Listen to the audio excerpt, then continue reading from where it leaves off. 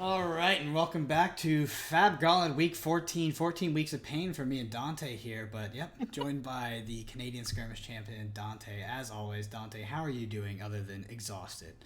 I am doing just great. I am a little tired, but that's okay. Nothing gets me more riled up than these gauntlet tournaments. So I'm ready to watch some high intensity flesh and blood gameplay. Yeah, and speaking of high intensity flesh and blood gameplay, we do have five-time Gauntlet Champion, Tower number 9, on the Shane here. And he's against a brute player. I don't know if we've ever featured this brute player. I think he might be new to the gauntlets actually. So it'll be cool to see how he's playing. But it looks like he does have a Reinar playmat as well. So he is fully invested in the hero, it would seem. Yep, that's been probably one of the most fascinating things about Gauntlet, actually, is that we've been kind of hitting our kind of our record high players every single week, but every week we have like it seems like 50 to 60% new people, which is Yeah. crazy. Um, so just tons of people are getting in and playing them, and yeah. So tonight it's gonna be I think it's like we're probably ending at around it's around 40 players, and so it's gonna be 5 rounds of Swiss cut to top eight, the standard stuff. But Dante, so I know you played a bit of Shane as well. So what do you think about Shane into Reinar? I'll be honest here. I think it might be a little bit difficult for the Reinar players specifically because of that carrion husk. Mm. Um, there, I mean, obviously it's gonna depend heavily on when he gets those blood rush bellows. If he's able to get a blood rush bellow after he gets rid of the husk, his job will be a lot easier. But that carrion husk can very easily block, a claw for five, or just throw it in front of an attack and make the chain not take too much damage. So it'll definitely be interesting to see how this one shakes out. I feel like Chain is probably favored in this just because as the game draws on, he becomes much more aggressive, Yep. which I think it might be tough for the Reinhardt to deal with as time goes on. Yeah, we got a pretty simple attack here with the pack hunt just coming in for. Is this for 7? The red one? I believe the red It's one for is 6. for seven. Yeah. Okay, yeah, because the yellow is for 6. Yeah, I was trying Yeah. to remember my Reinar cards here, but I mean, probably worst case scenario is going to be letting Tower filter some of his cards here. Yep. So just the Wisp of the Oracle and Vexing Mouse. I may have had a heavy blue hand. Throwing away 2 blues is pretty interesting. I mean, but the other card could be Artivorce, so it could be not interesting at all. Just like objectively the right thing to do. But did just Yeah. slam those down there. We'll see though. He did give up 2 blues, so if he doesn't have another blue in hand or he doesn't draw into another blue, turn might be a little more stale than he's looking for. But most of the time they're not. Chain players aren't going super aggressive on these first turns. Sometimes it seems that even if they're going second, sometimes the play is literally just make a rune chant pass, just get the soul shackle up and call it a day. So we'll see how aggressive Davis decides to play here. But it could also be a very passive turn out of him, and I wouldn't be surprised to see that. Oh, But it okay. looks like we're going nice and aggressive Yeah. with the old soul reaping. Get a Um, resource. Go again. It's always nice to just draw the best cards in your deck that are 1-offs. I love that. yeah, exactly. Nice little free 6 damage, and you know what? Let's make a resource while we're at it too. Why not? Nothing wrong with that. If he does choose to play out the seeds, he'll have to have a 0 cost attack to be able to get the get its effect off. But it's also very easy to play and then just pitch something else to swing with the Nebula Blade. He could play the siege, pitch something else, make a rune chant, and then swing with the Nebula Blade as well, Yep. which could definitely be pretty annoying if he has another blue in hand and then just arsenal that last card. And then obviously he's not taking any blood debt or anything like that from that seeds that'll be sitting there. So uh, very good card to banish off the soul reaping, that's for sure. Mm. I mean, ideally it's not a blue seeds, it's a yellow or a red one to buff the next attack. But Woo! sometimes the blue seed's really good, especially when you got an Yeah. E strike. So it definitely helps. Yeah, I mean, honestly, his blue seas is like kind of whatever here. You do want to banish the card of Soul Reaping. Mhm. And I guess blue seas. I mean, seas is one of the better targets you can get. But yeah, I mean, Soul Reaping into E Strike on kind of the first turn of the game where you're pressuring the opponent's hand. Not bad. Not bad. Um, but that's Shane for you. Shane has been quite an interesting addition out of Monarch. I know you're a big Shane fan yourself, Dante. And in Classic Constructed. Notably played it to. You were in the semifinals, I think, in the charity tournament recently. Yep. Came fourth, I think, and I don't know the placing overall, but I think I came fourth in that charity tournament, which I was happy with. So But yeah, big fan of the Shane, or do you secretly absolutely despise it? You want to know the truth? Yeah, absolutely. I hate it. I hate it. Oh my god, I hate going to the lottery. It Yes. sucks.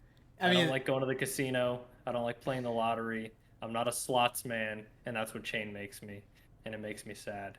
I don't like it at all. I think I need this deck to go. It's the current. I mean, it's kind of the current build, right? Too, but Yeah.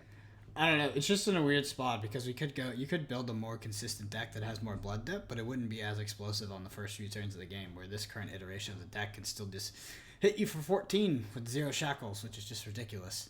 But yeah, it is absolutely going to the casino, and at least the mirror is really fun, right? Because a lot of people are going to be on Shane, so they're going to be playing a lot of mirrors, so you get to have some fun, right, Dante? Well, okay. I can tell you're trolling because the mirror is not fun at all. That is like the worst. Worst case scenario is playing the mirror match. I'm so thankful that I didn't have to play one in that tournament, aside from all the Swiss rounds. But in the top 8, thank God I didn't have to play one because I would have just been depressed. I do not like the mirror in that at all. I don't like rolling the dice, man. I'd be playing Reinar if I wanted to roll the dice. I don't want to roll the dice. I want something nice and consistent. Yeah, Reinar much more consistent. Most like, oh wow, that's a nice little roll of a 5. Nice I think on a scab skinny there. I get a couple action points, no big deal. Yeah, 2 action points, 3 cards, counting the arsenal. Someone said any spicy takes for heroes/meta during Road to Nats. Well, Dante, why don't you give us you give us a little sneak peek on your Shane? Is that you think that's a top contender for what Dante will be playing at Road to Nats? Not even remotely close. There's no way that I go into a big event that I'm trying to win with a deck that can literally just say like, "Oh, you missed all your banishes, you lose now." No chance. So, as cool as it would be, there is absolutely no way that I would do that to myself. I will find something nice and consistent, like I don't know, Bravo, and I will pilot that and hope to God that I can win. And it'll be a lot safer than bringing a chain deck and losing horribly in the first round of top 8 because I banished poorly. So I can tell you for a fact I will not be bringing chain, and I look forward to all the people who do bring chain and banish poorly and get mad because of it, because that's not going to be me. I'm not going nuts out here. Yeah, by the way, this is going to be a pulping for 7 dominate, and we are going to see it get husked here. And interesting for 7. Yeah. How's it getting 7? Sorry, is it 6? Yeah, red pulping is 6. Yeah. No, nice try. Just me being a potato. Yeah. What did he need the extra action? I don't know. Like that's the interesting thing that I was kind of. Well, yeah. He also discarded a red as well, which is so he didn't discard his resource card. Yeah. Maybe he forgot to break the cross trap or something, and he wanted to swing his club after or something along those lines. Maybe he just thought it wasn't impactful. I don't know. Or he just likes rolling dice. That's could be possible. Although we did see during the deck edge skirmish that we hosted last Sunday, or this Sunday prior, I guess now. I can't remember, but we did see Steve roll some dice, and it was not happy for him. He rolled, I think, 3 1s in a row. Yeah. And sometimes you hate to see it, but it is what it is. Riftbind for the old FAB. Ooh, it's 6. I think it's 6. 4. Did it come from the bench? Yeah. He banished it. Oh, he banished it? Okay, I didn't even see. I thought it came from hand. Yeah, so Riftbind for 6 here. Yep, 6 is go again.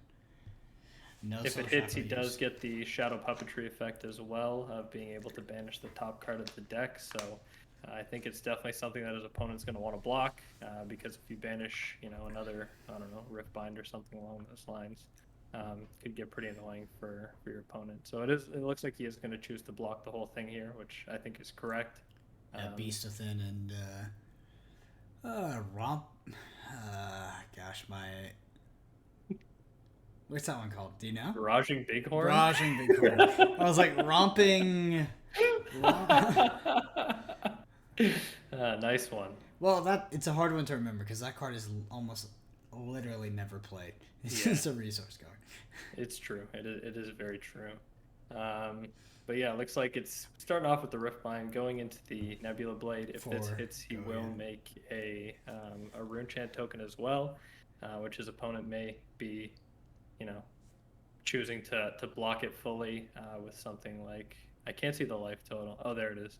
Yeah, it's Yeah, 16 to with maybe the 20. Skull Cap or something like that, just so that Davis doesn't get the Rune Chant. But we'll see here. Oh, he's Ooh. choosing with the boots instead of the skull cap now. That is interesting. I feel like you should definitely be committing that skull cap first because I was worried it is about the conditional to have E-Strike the follow-up. 2 armor. Yeah, I mean, it is. I think it is objectively worse than blocking with the skull cap since it's conditional.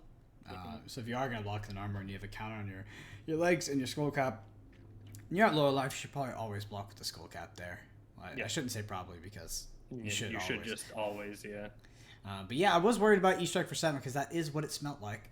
I got a little whiff of that. You got a little whiff of it, eh? Yeah, I got a little whiff of that one. So he's going to follow up with the E-Strike 7. That's pretty devastating with one card in hand. Almost exhausted most of his armor at this point. And yeah, just a big old 7 damage. Unfortunately, the Reiner is getting a big whiff of it now, and he is not loving the smell.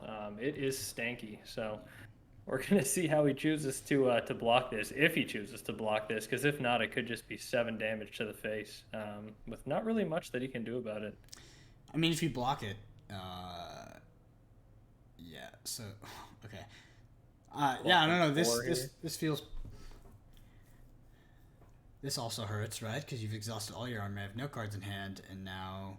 I mean, I guess if Tower like Mega Whiffs on his draw and his banish, this could be better. But I mean, might have preferred to keep my armor there as well, just to block, relevant on-hit triggers instead of, just blocking additional damage. Yeah, we talk about that. We talk about that a lot, right?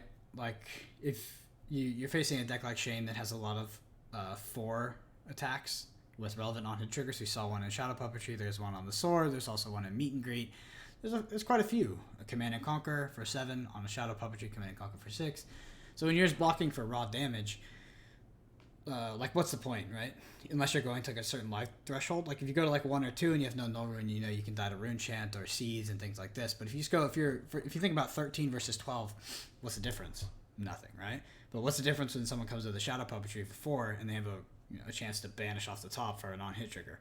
That's really relevant, right? Mm-hmm. So, God, dude, Tower is running stinky hot here. I was gonna say, it kind of sucks that he banished that Shadow Puppetry, but I guess it doesn't really matter when you've got an Art of War in hand that can, essentially give all your stuff the same effect anyway. So, I'd imagine he's probably going to be choosing the +1 effect here. We don't know for sure, but I mean, depending on what attacks he has in his hand, he could also very easily choose the Go again, considering he does have a Bounding Demigon and a Riftbind that are in his banish. He is going to need to play a non-attack action to be able to play with that Bounding Demigon, though. So we'll see if he has one to enable it. Yep, we will see. I wonder if he had it in hand or was trying to get it off the draw. I mean, even if it sits in Arsenal, sits in Banish, it's not the end of the world. Would most likely want to play it here, especially if he's chosen +1. We'll probably want 2 attack actions on this combat chain. Mm-hmm. Did make a Rune Chant with the remaining 2 resource, so we'll see. There are quite a few non-attack actions in the deck.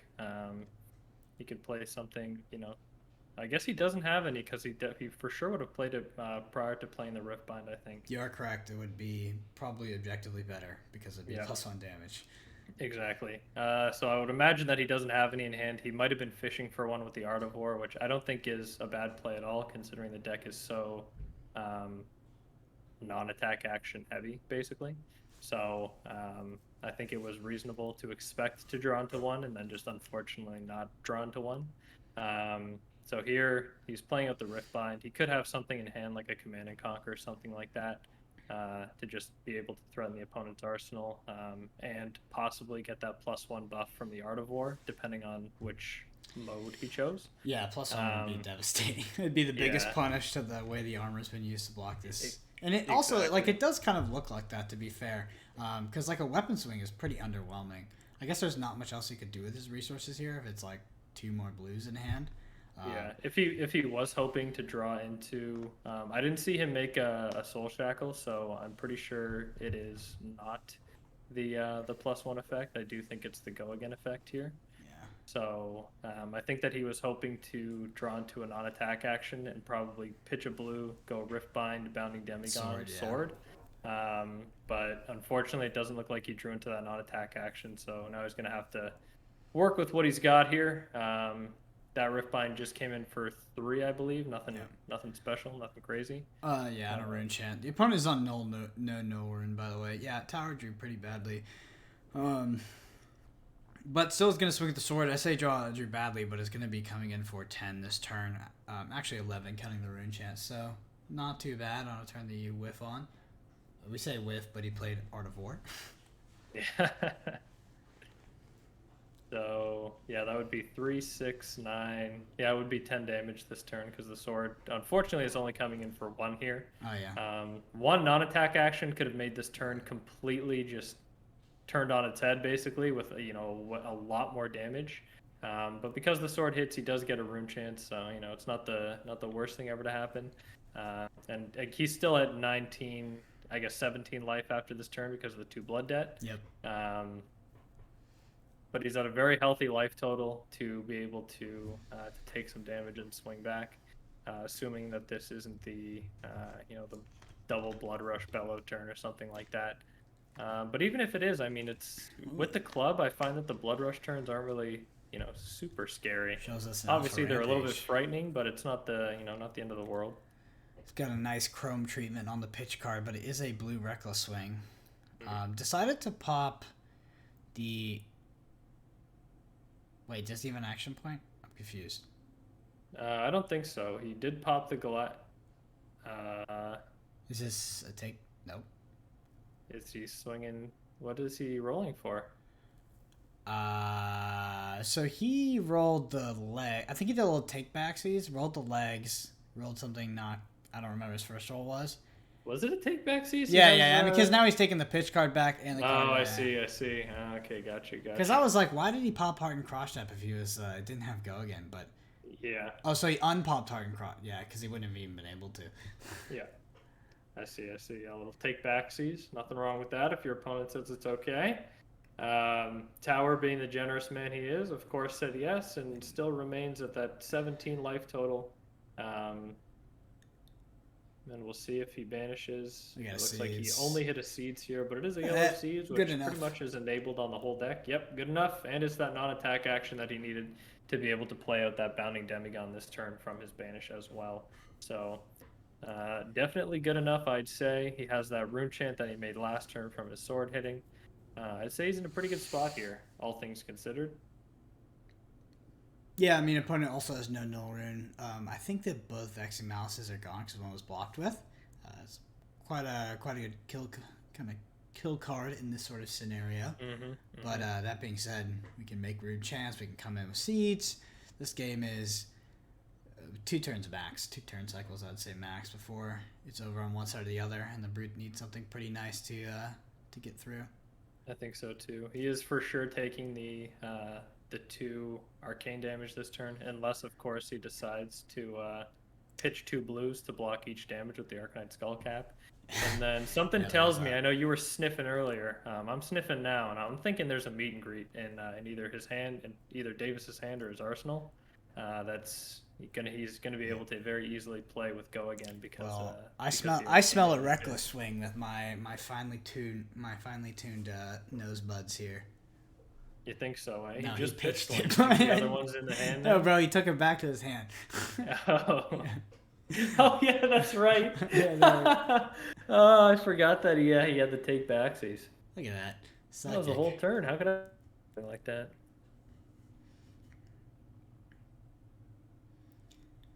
So I'm going to say this. This is my ultimate pet peeve. Is like when brute players put like their cards down and they're like, yeah, 1, 2, 3, and then people start rolling dice to figure out which one. Just call one. Just say it. Just be like the middle one, the one closest to your arsenal, the one furthest from your arsenal, closest to your deck, something like that. Just pick one.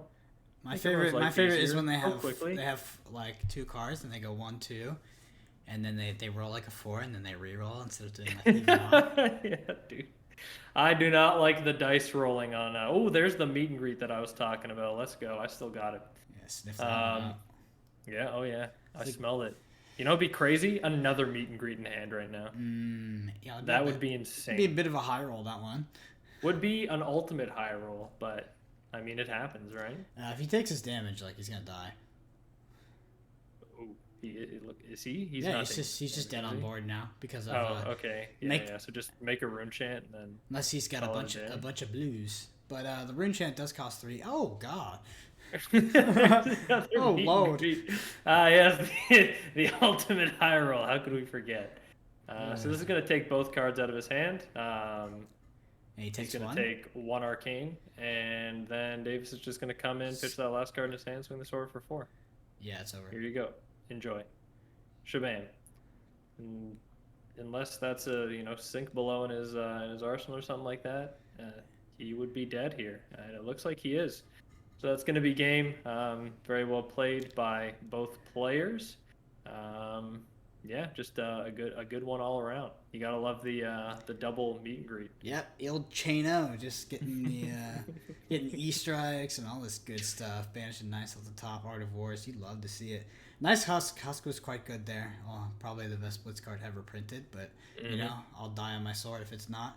So, anyway, I just want a big shout out to Deck Edge, our sponsor for these tournaments. Puts up great prizing for the players, and it's also been with us since week 1. It is now week 14, and me and Dante are old men.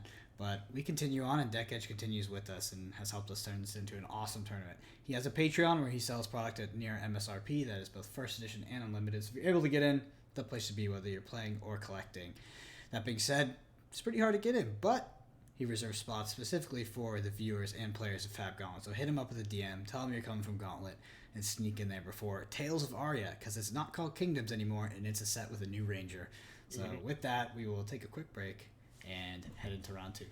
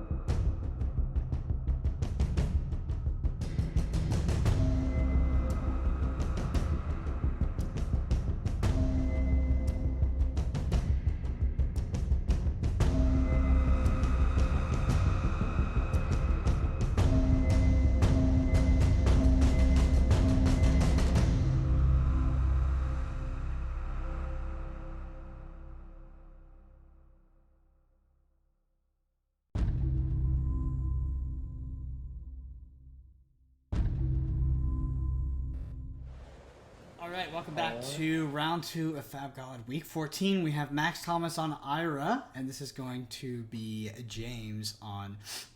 Never seen that one before. Action. Yeah, what is that?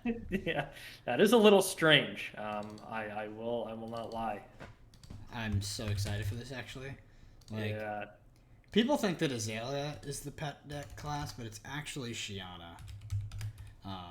And just because probably 90% of you kids don't know what Shiana does, I will go ahead and read it to you. Shiana says... I'm glad you're reading it, because I don't know either, Brendan. Yeah, starts at 20 life says you may have specialization cards of any hero in your deck. So that's going to be stuff like Crippling Crush, Herald of Judgment, Lessons in Lava, all this kind of stuff. Yep. Is it Erudition? It's also maybe it's Judgment too. At the beginning of your action phase, Shiana becomes a copy of target hero until the end of your next turn and gains cards you own are the class of your hero in addition to other class types. So he would become Ira. So he gets the +1 on his second attack. And his cards become ninja cards as well, right? So that's how Shiana works. It's a bit funky. We got Talishar as the weapon, which is pretty standard. Goliath Gauntlet, and normal loadout here. But what will we see coming out of the deck? I've been waiting to see this one for a while because I heard about people playing Merchant back in like Gauntlet Week 1 and 2, and I think that like Drone had just been banned or like I can't remember. I think we played some Gauntlets. First 2 weeks of Gauntlet you could play with Drone, the first week of Gauntlet you could play with Drone, and then after that it was gone. Yep. Play with Drone. So did you see Flying Kick? So some people ran Merchant back then, but I do not think a single human being has run a Shiana in a Gauntlet until now. Yeah.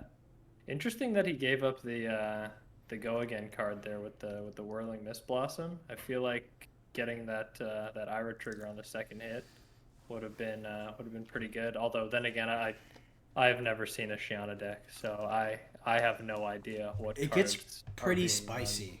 Last time I saw it on camera was in the Blitzathon, which was what seems like a decade ago. But yeah, that was Jason Chung's deck. I played a lot of potions, like a ton of potions, and then just tried to pitch the deck and go off. We do see Nimblism get blocked here, and then two other cards. You can't Snapdragon Scalers that card. Okay, I was gonna say. Tried to snappy the Flying Kick. I wish. Man. Yeah, dude. I wish you could Snapdragon Flying Kick. God, my win rate would be so much better. Alright, so now we get to see. Now's the moment of truth of what's going to come out of this Shiana deck. We do have 20 to 18 at the moment. Well, I would love to see a Scar for a Scar come out right now. Ooh. What are those? I think those Marbles? are dice. Dice? No, just rocks. They look like rocks. For resource? I don't think you can roll those. I don't think those are dice. They look like rocks. But like very expensive rocks. I have no idea. Is it a Scar for a Scar? I can't see. It has the chrome tint. Gosh, these 2054 chrome cards are just impossible to read sometimes. Dude, if that's a Scar for a Scar, oh my god.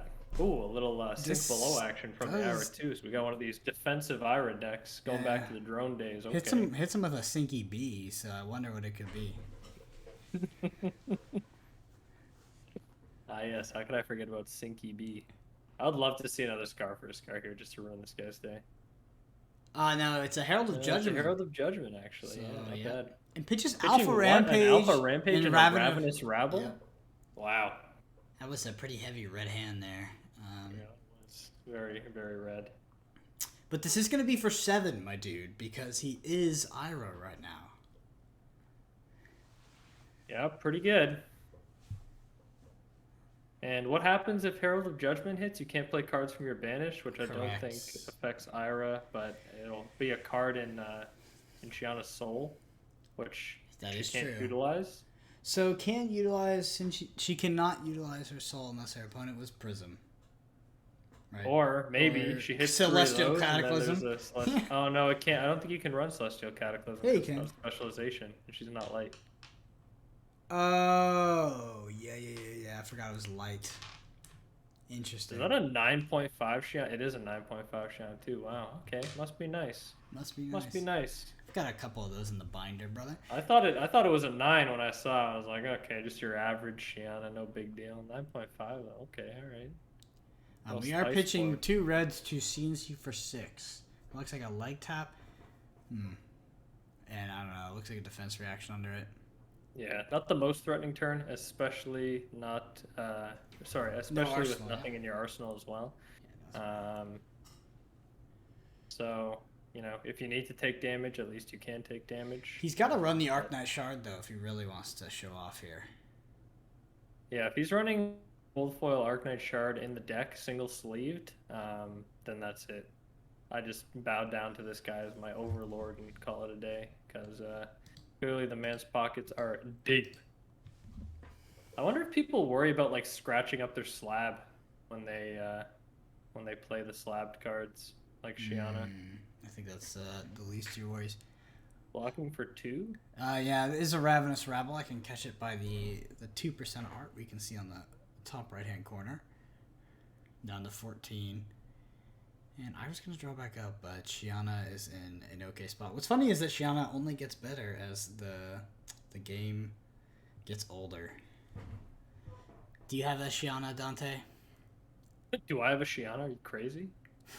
Dude, I barely have cards. Oh yeah, I forgot.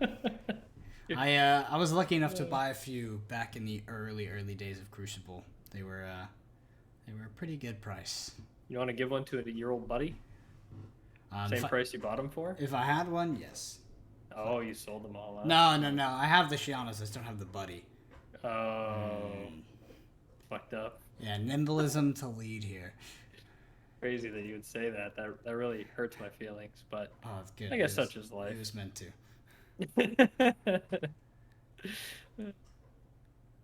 And we have E-Strike for Nimblism E-Strike 9.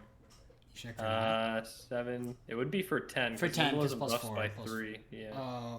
What? Oh yeah. Plus yeah, 2. Nimblism buffs by 3. E-Strike buffs itself by 2. That's 5, and then E-Strike deals 5. We've been on quite a card quiz on this night. I gotta say, and it's shocking me that I am passing more than you are. I thought that you would be fantastic at this, but I feel it very seems that week 14 has been the week that Brennan wished he could go to sleep like the boomer he is. A bit of a tough one for you. Yeah. Well, that's okay. He showed up, and really that's what matters here. It was America's birthday the other day, so. Yeah. Understandable. It was Canada's birthday a couple days before, actually, so. At least we both had fun there. But it looks like we're just going to see some pretty standard Kadachi, some sort of attack afterwards from the Ira player here. Notably, though, the Ira is lower than the Shiana, which is not something I ever thought I'd say. It's interesting, for sure. I thought that Shiana would just lose instantly. No. I mean, it's not that. I mean, it's not good. Don't get me wrong. I thought it was a meme. No, it is a meme. I thought it was a meme. It's a meme, but like, it's not that. I mean, you still have cards in your deck, right? Still block and okay. Life for life is not great for the Shiana player. Yeah, you hate to see it when you're down on when your opponent's down on life by just 1. Will the opponent remember to gain the life? It looks like no. So sometimes you remember right at the end of the turn. You hope your opponent says, hit him with a missed beneficial trigger, right? Yes, sir. All right, so we are blocking for 2 only. He must have a really big hand here if he's willing to take all that damage, especially against an Iris. So all right, is it the crippling? I'm looking crush? forward to seeing what gets played here. A crippling crush. I don't know, something. It wouldn't be dominated though. I know. It would just be a regular old crippling crush. Yeah, I think Ira wins that exchange. I think so too. I'm thinking it's got to be something else. I don't know. Starting with a scar for a scar. Come on. I'm feeling it. Definitely not a scar for a scar. I think he would have slapped it down a lot quicker. Lessons into blazing. Let's go. Whirling Mist Blossom? Yep, Whirling Mist Blossom. It's gonna be 2, all right. I believe. Uses Paying it to- off the tunic as well. Okay, interesting. Yep. Also confirmed they are rocks. It looks like, not dice. Mm. Beads or counters. I don't really know what they are, but there are quite a few of them in that little cylindrical container over there. But yeah, so Whirling Mist Blossom, no effect on this, I don't believe, right? Because your first attack has to hit prior to playing it in order to get the draw effect. Does it? Correct me if I'm wrong, but I think it says that if your last attack hit, Whirling Mist Blossom gains. If this attack hits, draw No, two it's cards. not last attack. It's just it has to be the second or higher chain link. Are you sure? Yeah, I'm looking at it right now. Oh, okay. Oh, sorry, in a row to hit. We're gonna back that one up. What are you doing to me over here? It's just funny how irrelevant it has. Oh, we got a razor. Ooh! Razor Talishar. A little razor on that Talishar for 5? Kind of good. Still take 4 here, I believe. Or no, sorry. Yeah, Talishar for 5. Yeah, going up to 8, so you still take 4 damage at that point. Did he remember the +1 from his Ira effect?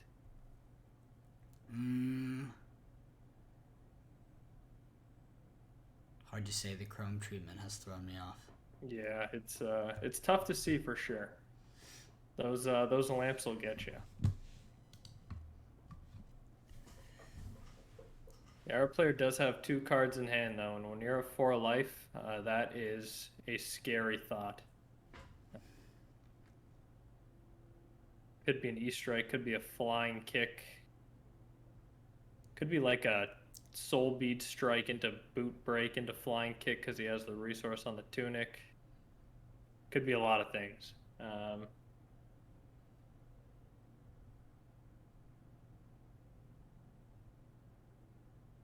So we'll see here.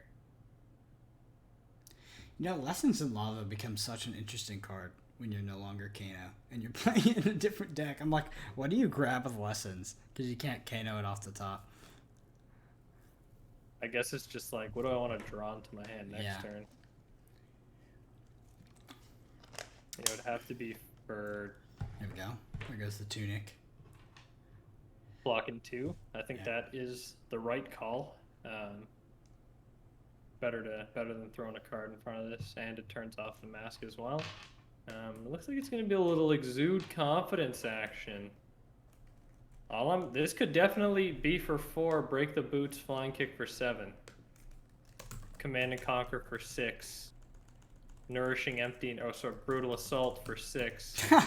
Could be a lot of things, so we'll see. We'll see what it ends up being here. It could also just be Exude Confidence into Pitch and make the Exude Confidence for 6 instead. So we'll have to see, but you got to keep in mind that those boots are up, so you could get heavily punished for overblocking this.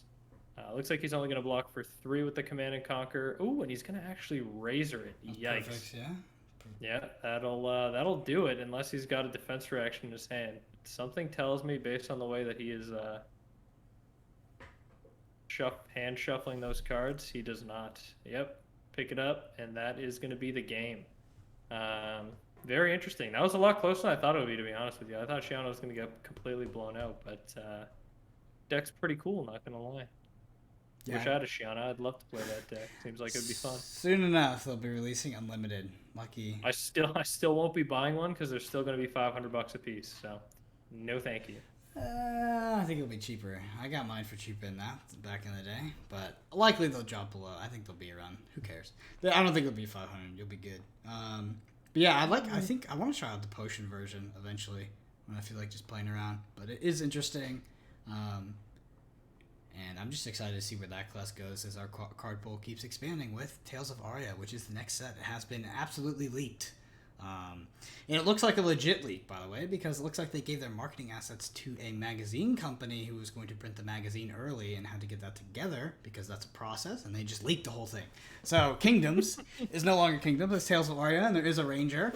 We can only assume there's a Bravo as well, because Bravo Well, comes you from don't Mario. you don't know there's a Ranger. There's Bro, just have you seen the cons- picture? It's literally... I've seen the picture. Listen, I'm just saying there was much detailed artwork for Monarch before it came out. Everybody thought the person on Illuminate was going to be a hero. It's not. True, It's but just... this is like the box art. It's different, I feel like... Yeah, but what's the box art for Monarch? It's yeah, I mean, but those like, two cards, Eclipse, or I don't even know what they are because nobody Eclipse, plays yeah, them. Eclipse What and are they? Eclipse and Ray of Hope. Yeah. But like, this is like iconic, Like, this is... I think that if they wanted like a marquee thing to put on the box to get people excited, they put the freaking Rangers. All these... Yeah, I think they all debate you with a Ranger. Sounds Maybe. about right. Dude. A huge debate by LSS, and then No they way. actually released the heroes one by one, and none of them are that Ranger character. All these How does that sound? all these sleep dart enthusiasts would lose their mind.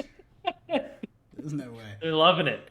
They're loving it. I'm telling you, man, it's a debate. LSS is debating everybody. People are gonna go buy out Skullbone Cross Wraps, and they're gonna be sorely disappointed. Dude, they don't have a when there's history no of Ranger. they have no history of doing that. It's all history of debating. I'm just kidding. Yeah, I Monarch. don't know. We all got debated with Kingdoms. How about that? Oh, Monarch was Placeholder Monarch was a huge debate as well, dude. Monarch was a debate. Yeah, we had Shadow Runeblade, Shadow Brute, Light Warrior, Illusionist. What? Debate. Alright. It's all debates. They get you on the edge of your seat and they yoink you off, and they're like, "Gotcha." I think that like 80% of their consumers are one-trick azaleas, though, so it is much needed. So, sounds about right, Sounds actually. about I don't think you're wrong. All right, we're gonna take a quick break. Head to round 3. We'll be back in a minute.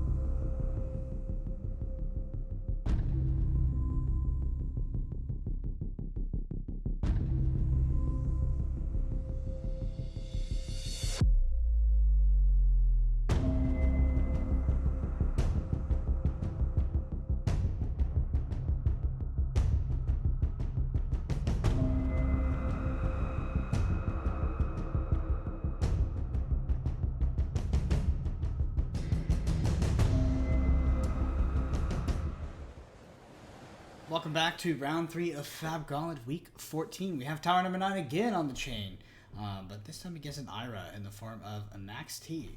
So Dante, I'm going to go ahead and switch around these names. Why don't you give us the 4-1-1 on the match?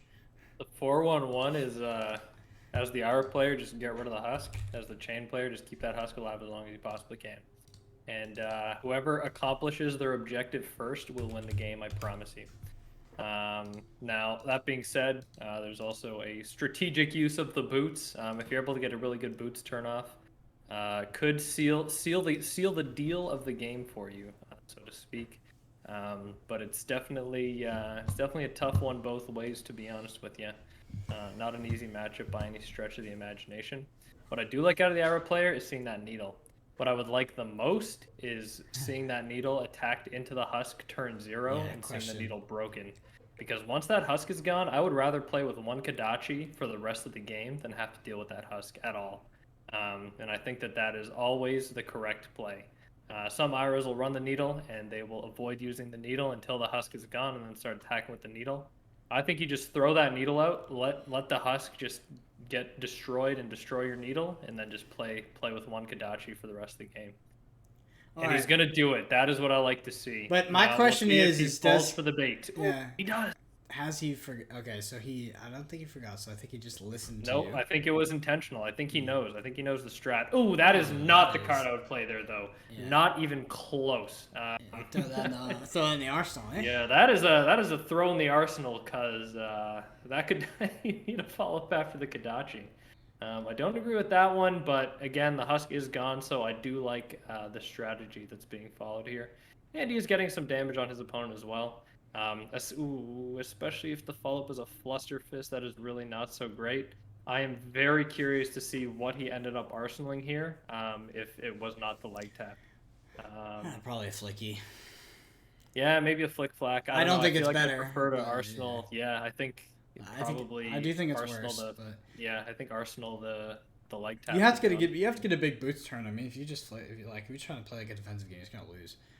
Yeah, I mean, you already have the husk, right? So now you have no fear. You just go crazy. Tower 9 doing his patented turn 1 Artivore. Yep. Does not have a non-attack action in hand, I assume, and decides not to fish by pitching the Bounding Demigod and said, well, actually, Bounding Demigod and Howled you have to fish for both, thing. Yeah, same thing. They are the same thing. Interesting, he goes for fish for both. So. But he blocked the seeds. Okay, he has a target for the Unhallowed Rites. That is good. Yes, that card. So Howl from Beyond, +3, pitches a blue. That'll do it. So we could be coming in for 8 here. Yeah, depending on the mode chosen from Artivore, although based on having one card in hand, I would assume that he chose the +1. And he is going to put that Howl from Beyond on the bottom of his deck as well. Really good from the effect of that Unhallowed Rites there. Yep. He's coming in for 8. We'll see if it was a defense reaction that was arsenaled there. I assume that if it was, it'll probably be blocked with here. Interesting breaking scales. Like, what is this?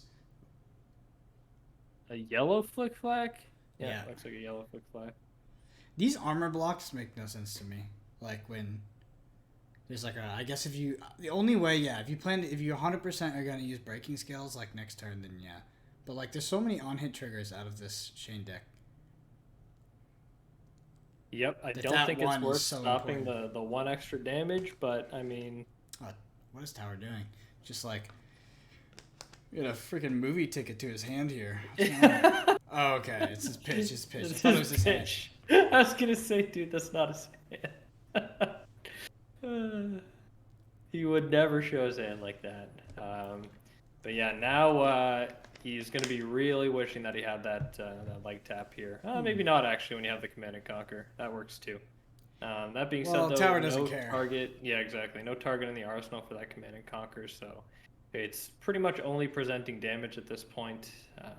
And we'll see if Davis just decides to eat up the damage, or if he'll block any of it. It looks like he's just going to be choosing to block 3 here, taking 4, and the Blood Debt from the Husk last turn. It looks like he's been ticked down as well. And we'll see what gets banished. What is that? Red meet and greet? Red. Yeah. Unfortunate. But sometimes that's how the banishes go. Yeah.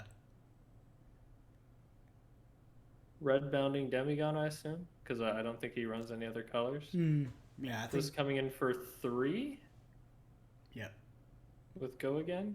I feel like blue banding Demigon is like the worst blue blood deck card in the game. What's worse? There probably is something worse, but like it's just always one, and it's conditional. Mutated mass. There's no way that's worse, dude. Literally. I hate mutated mass. I hate it. I don't care what anybody says. No, it's definitely better. I don't. I hate it. It's definitely better. I can't stand mutated mass. I think the card is awful. Dude, Cards that don't block disgust me. You might eat those words, dog. Yeah, you'll see me playing it in my list. I'm also a mutated mass non-believer at the moment, but I do see its potential, but just not. I hate it. Everybody's telling me how good it is and this and that, and Dan McKay runs it. Well, I don't think it's very good, all right? I think Dan McKay is a fine player, but I don't think Mutated Mass is good at all. I think he'd be better if he didn't run it. I'm going to say that right now. I hate Mutated Mass with a passion. Is that a blue sink below?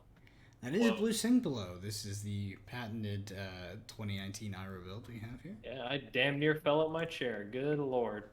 Wait. What? What? What happened? Where'd the What happened to the mask? Did he block with it last turn? I just saw him flip it over right now. Well, I would assume so because he flipped it over. Oh god, the exude. Will exude confidence action, break the boots, flying kick for 7. Or worse, wait a minute. Can you imagine? Break the boots, leg tap, flying kick for 7? Yep, there's a few, but I don't think that's what it is. Yeah. Razor! Flying kick for 7? I'm feeling it. Right, I know there's a flying kick for 7 coming right now. You know what? I think that's the line, but I don't think it's coming. I think it's coming right now. I think that last card in hand. I'll bet against. Flying kick for 7. I'll bet against. You're gonna bet against it? Mm-hmm. I'm betting against. Get ready to give me some money. Oh, look at this. Look. Damn. I still got it. I still got it, people. Oh my god, I knew it. Oh, I can't wait for you to pay for all my table games in Vegas. Let's go. Dude, the armor blocks threw me off to where I thought it wouldn't be the like. So free for me. God, what's it? I love being a better player. How much did I win on that one? I want to know. That's gonna be a firm handshake. This is the double banish as well. Yikes! A handshake? Yeah, I don't think so. A firm one. A firm one? Okay. Yeah, well, I'll make up for it. I'll give you a little tickle of the wrist at the same time. Oh, okay. All right. You're getting a little spicy. It's like a Nebula Blade for 4, being blocked fully by the Flick Flack. Davis Prize isn't going to be too happy about that. Unhallowed Rights coming in for 1 Arcane. Yeah, 1 and 4. 4 physical, which will probably be very easily blocked out by a combo card. Unless, of course, there's only 1 combo card in hand and it's blue and he has to... it's going to be blocked out by a Flick Flack, actually. A yellow Flick Flack. So not bad at all. Davis is at 4 life, I believe. Wow, there's another blue sink. Another blue sink. Imagine if Davis had played... Wow, that's... Razor! Damn. He played that out with the quickness, too. Is that it? I assume that's game if Davis didn't block. Yeah. There's no defense reactions. Wow, that was a quick one. That was a quick one. But my god, sometimes those chain banishes just, they don't hit. Yep, sometimes they don't.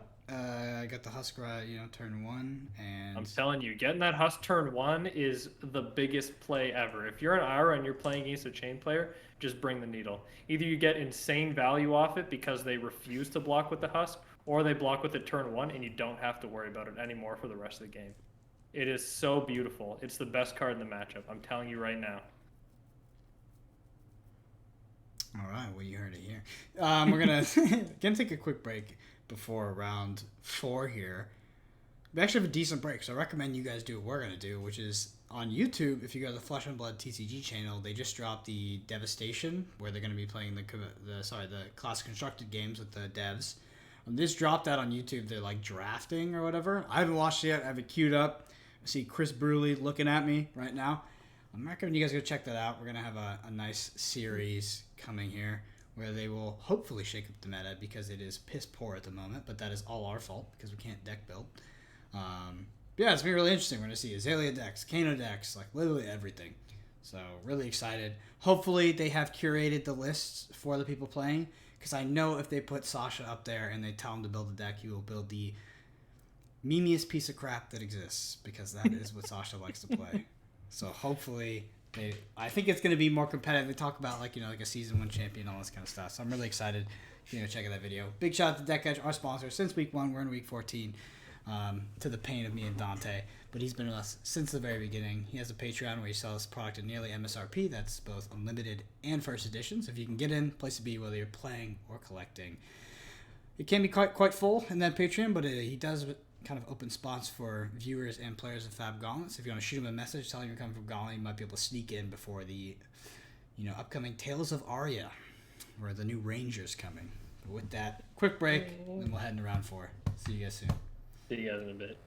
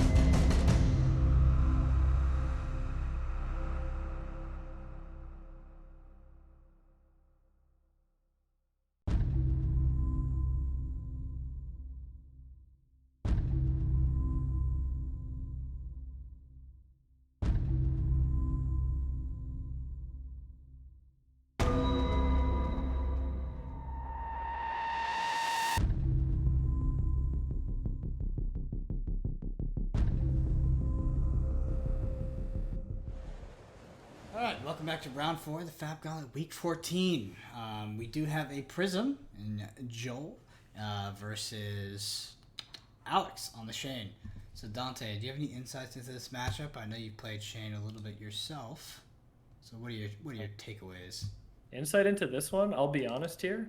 I haven't played much Shane into Prism at all. I feel like a lot of people are scared of playing Prism just because of Reinhardt and Bravo, which are two classes that are not so popular in Blitz, but are still seen pretty frequently. I feel like the Prism Blitz deck is very aggressive, and the Chain Blitz deck doesn't have many 6-power attacks. So it could end up being very Prism favored if she's able to get a running start here before the Chain's able to make some Shoal Shackles. Obviously, the Carrion Husk helps, but we'll see just how much it helps in this game here. I will say that in terms of the players, Joel Grizzle, I believe, is. Well, I think it's pronounced like Giselle or something. He corrected. Grizel? No, he corrected me the other day, but I've totally freaking forgot what it is. I just know it's not Grizzle. It's not Grizzle? Okay. So yeah, sorry, it's definitely like sorry, Joel, for mispronouncing your last name. Then that's my B. It's Brennan like has misled me. I think it's like an exotic animal in like the Sahara. Oh, like a gazelle. Yeah, like the Okay. Joel Gazelle. A Joel Grizel. Oh, Grizel. Okay. Grizzly. Well, either way, you guys saw on stream a couple weeks ago where Joel destroyed me with this exact same deck.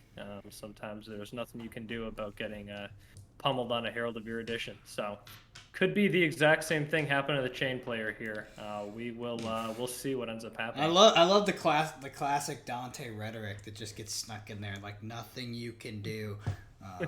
Fucking A. You tell me what gets done against just pitch your deck, play tighter, and rip it off the top. Yeah, bro. Okay, all right. Thanks, buddy. So I will have to keep that one in mind. I don't know how many of you have watched the Devastation draft, but if you haven't, go check it out. But if you have, let me hear in the chat, what did you think of the draft? What did you think of the intro and all the player like cool moves in slow motion? That's pretty awesome. Yeah, like that. But also, I think, so if you go to that video and you pause at 9 minutes, you will see in exact order almost every single hero in the current meta picked in perfect order, and all the quote-unquote bad heroes left, which actually made me sad. I thought we were going to see something a bit different. Made me really sad, to be honest. So, interesting to see. We do see Kano being the last pick. But, yeah, it's kind of funny. It went Bravo, Shane, and then what was the one after that? Something Reinhardt Prism. Katsu. Yeah, Katsu, Reinhardt Prism. Dorinthia. Then there was another like higher end deck. I remember it. Then after that was So then it was Then I think it was Viserai, Dash. Viserai, Dash, Bolton, Levia, Azalea, Kano. Depressing.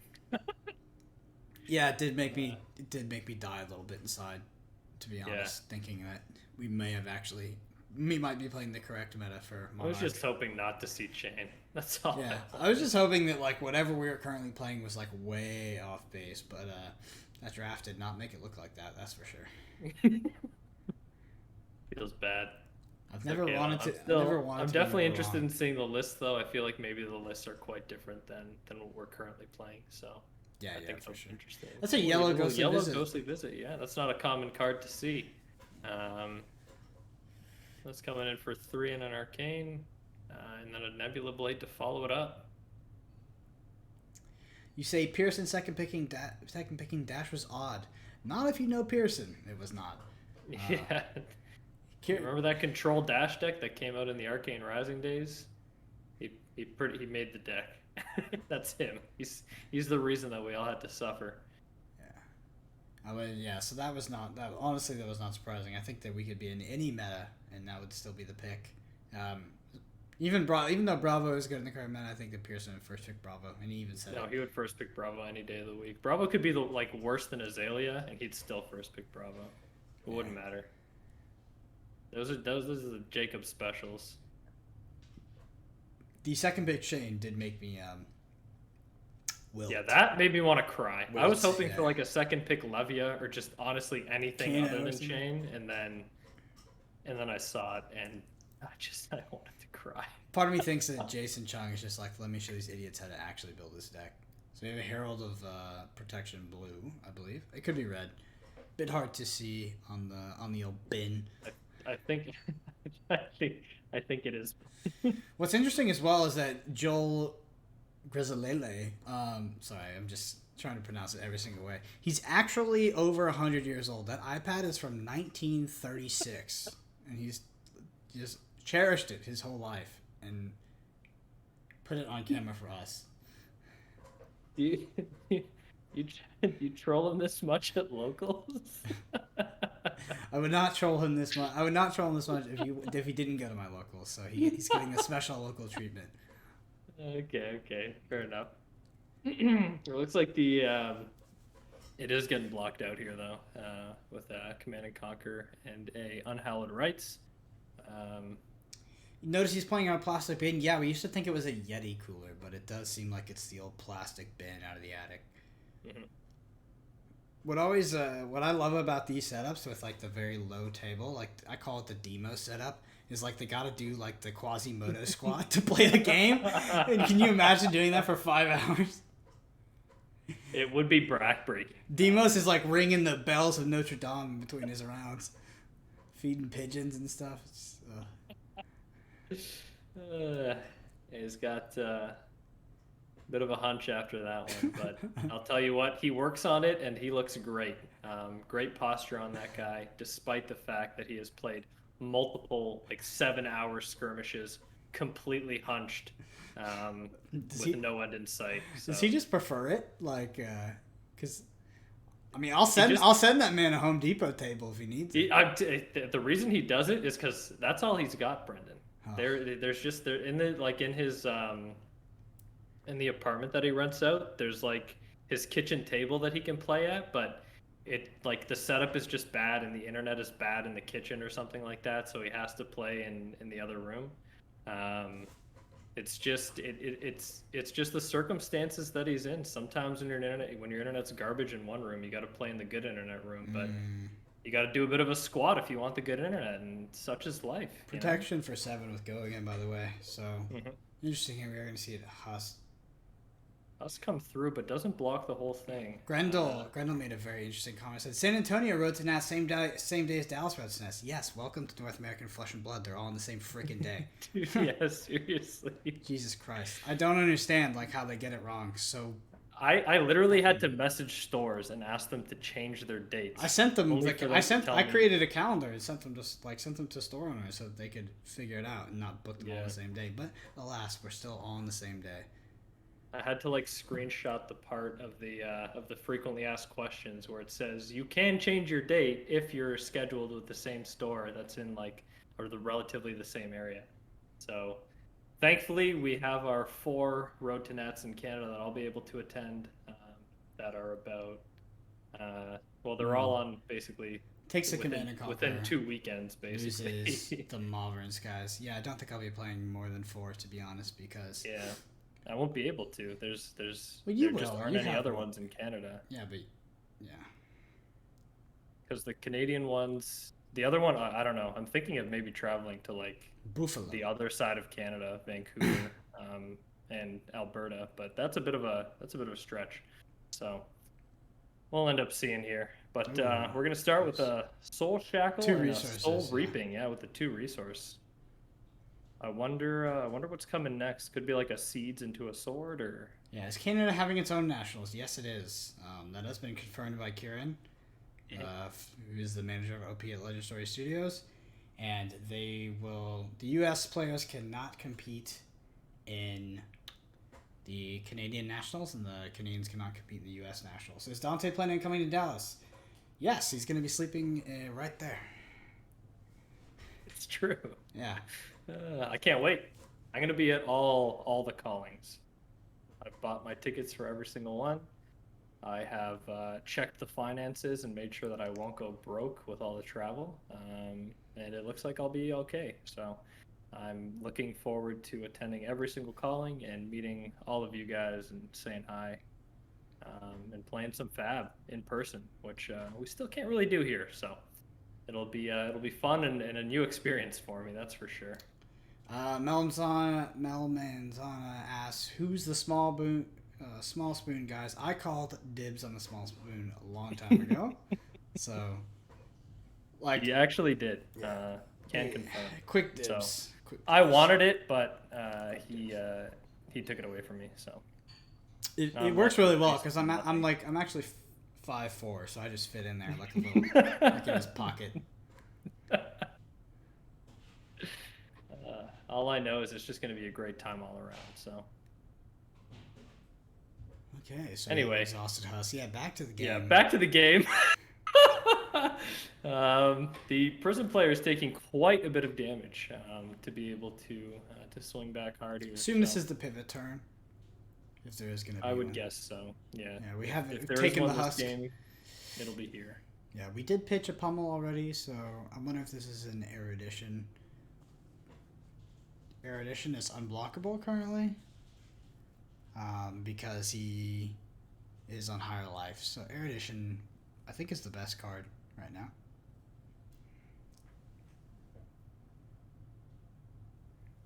Erudition can be blocked though, because he still has a block on his skull cap and his gloves, and then a 3 block from hand. Oh yeah, he does do both. Yeah, you're right. So yeah, Yeah, potato out of that one.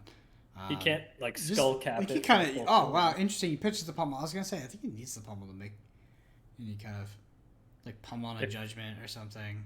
If he has the erudition, then that might be the play. Pummel on a judgment would be really good too. But if he doesn't have either, then pitching the pummel is probably the right play here, just to be able to play out 2 big heralds. Yeah. It looks like that is going to be a Herald of Triumph blue. It looks like red, yellow. Yeah, it's washed. couldn't It's tell kind of washed out, in the background of the mustard bin.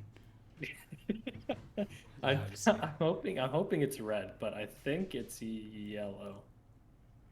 I can't say for sure though. I'll be honest. But this is the one with the effect that basically says that the cards defending it have 1 less attack. So you can't just throw a 6 attack power card in front of it and destroy it.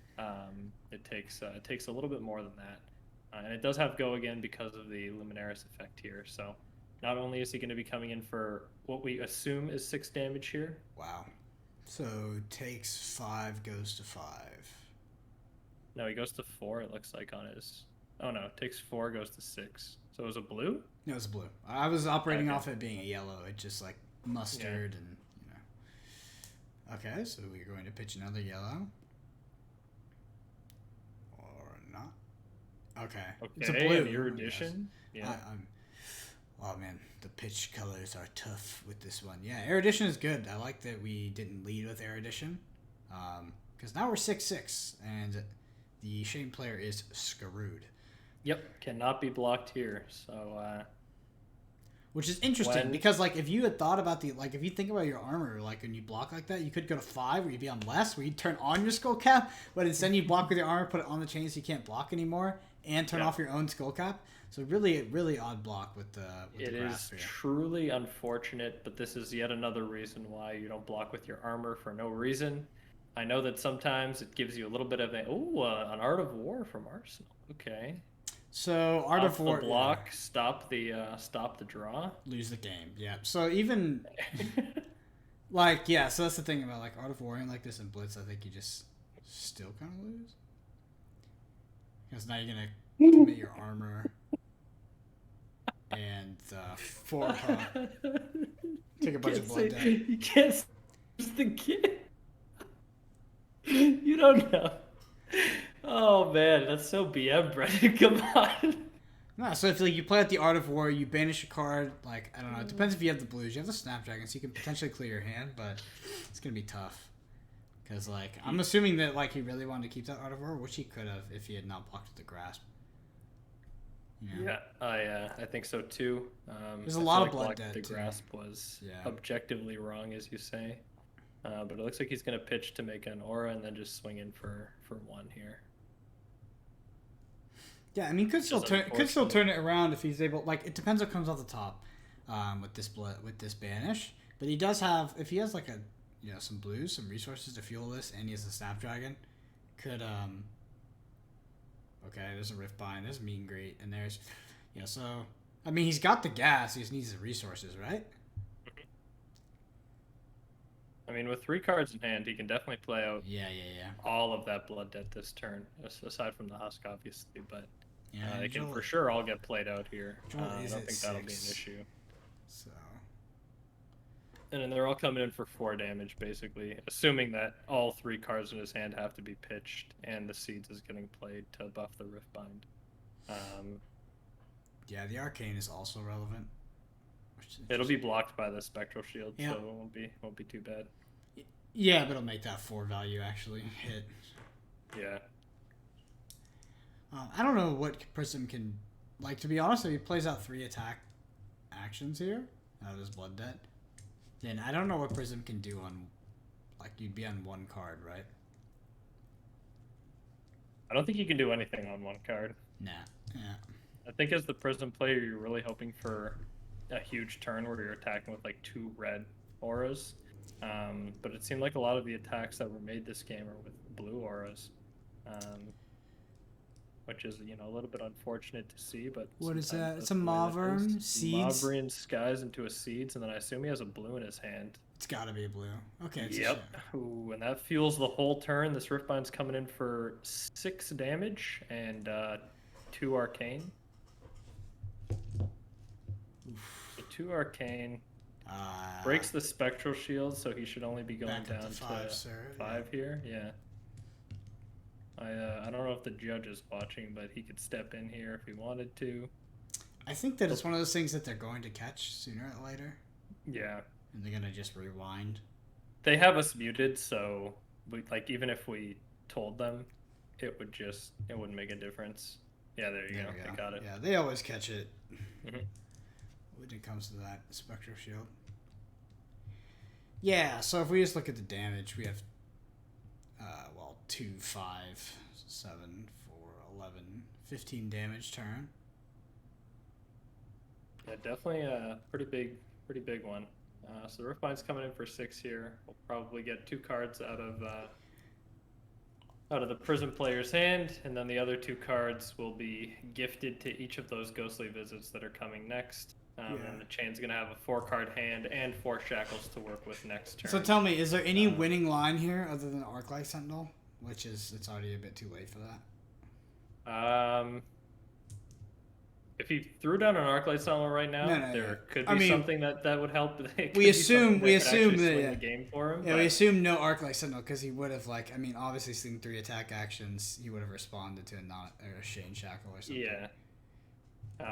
Which he didn't. So we're going to assume no Arclight Sentinel, and I'm pretty sure that based on the fact that there is no Arclight Sentinel, I don't think that there's any possible way for the Prism player to win this game. Well, he could, so he may not be playing that card, right? But if he is, he could block out here, take 2 damage total if he has 2 3 blocks, go down to 3, the Shane goes down to 4, and then the Arclight Sentinel's on the next turn. But I feel like that's the only out, is the Arclight, right? Because you're just getting Do these Blitz Prism decks even run Arclight Sentinel? Some of them do, yeah. Really? Okay, Yeah, interesting. I feel like it's much more of a control card, but...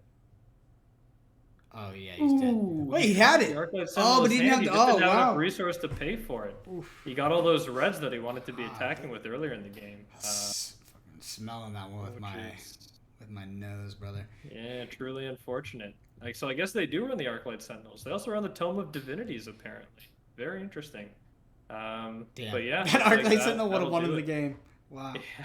I mean, obviously, that was just 4 cards drawn off the top, so nothing you can do about that one. But wow. Yeah. Wow, that is crazy. Such is life sometimes, right? What a weird back and forth game with the timely Autofor to full block the air edition, which surely would have spelled doom. Yeah, yeah, for sure. For sure. And then he has the Arclight in the turn where it would have won the game, but doesn't have the resources.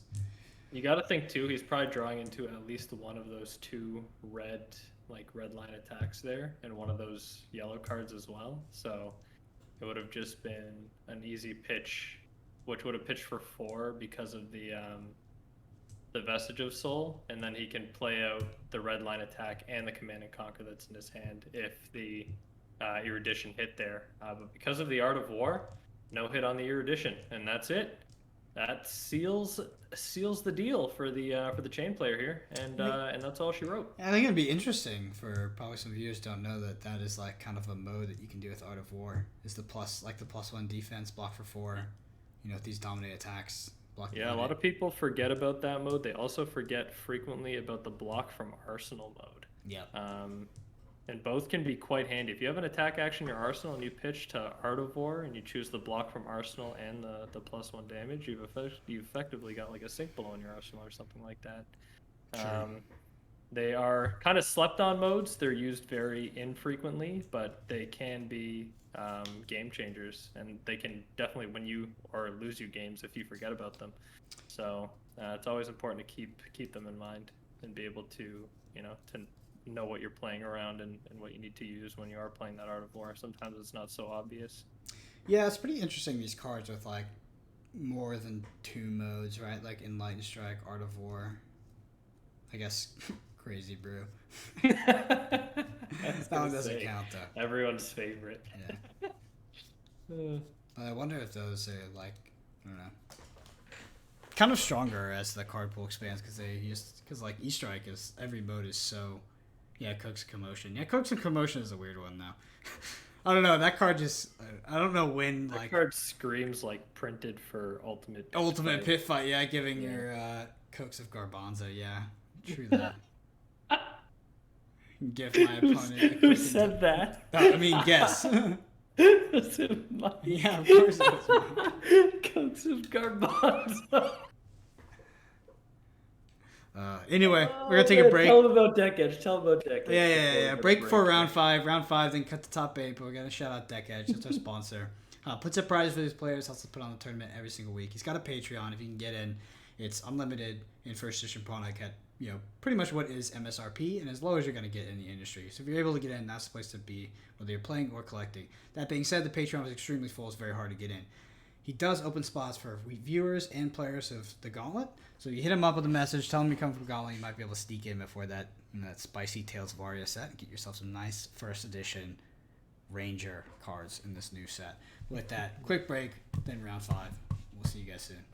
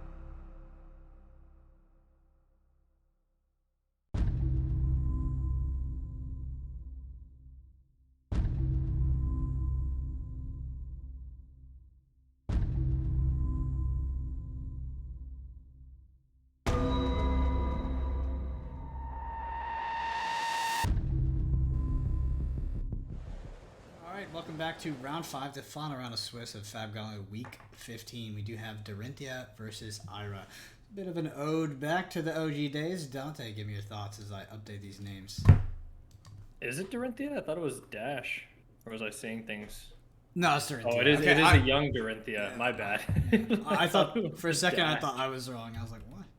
Yeah, my bad. Okay, I completely missaw that. I had my thoughts on the matchup. I was about to talk about the importance of flick flack and this and that, but I guess I'll just throw all that out the window because none of that makes any sense anymore. And now it's the Dorinthia versus Ira. Interesting to see that the Dorinthia has opted for a Fendel Spring Tunic instead of the standard Courage of Bladehold. Usually they, the Courage with the Fridge. To be able to stop, a lot of attacks. Maybe because they're running the Tunic, they are more likely to have something like Steelblade Shunt in their deck or something along those lines. Either that or they just don't own a Courage. It's a Majestic non-foil, costs like $100 or something. Yeah, I think it's closer to like 200 or something. I've listed. No, you're lying. No way. I sold 3 for 200 in the last 2 weeks. What the heck? Yeah. That is an insane price. I opened like 5 cases of Crucible, so I had like 4 or 5 of them somehow. Holy moly. Also bought a Dude, bunch, but yeah. I bought mine for $10. Oh yeah, I also bought them from a store in New Zealand for like $3, I think. Yeah. That's crazy. Yep. Oh man, I can't wait for some Crew Unlimited to come out to make some of these cards less expensive. That's crazy. Yeah. It's pretty lame. Yeah, so for everything except my wallet. I guess so. I mean, you're profiting here, but yeah, a lot of like the newer players, like I can't imagine spending that $200 on a card that's not even foil. What the heck is that? So I can understand why he's probably got the Tunic here. I think that's a much better use of your cash. If you're going to be buying something, you can be using a lot more decks. And it can be used in the Dorinthia deck as well. Probably not as good as the Courage in the Bliss deck, but it is what it is. Crucible of War Unlimited is coming soon. Turn 0 flick flack though. Yeah, that is interesting. Usually you want to be holding on to those flick flacks, getting them in the arsenal. Wonder why you wouldn't block with a card in a hand first and flick flack the reaction.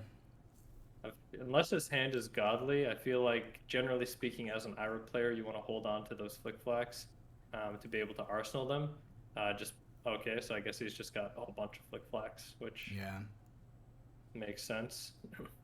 Maybe there's another flick flack in his hand. This Life Total app, I like it so much. Like, it's so clean and so nice, but $5 a month, dude. Like, come on. For that one? Yes. Like, if you want to get like the premium version, so you can change the colors and stuff, it's like $5. Are you on an iPhone?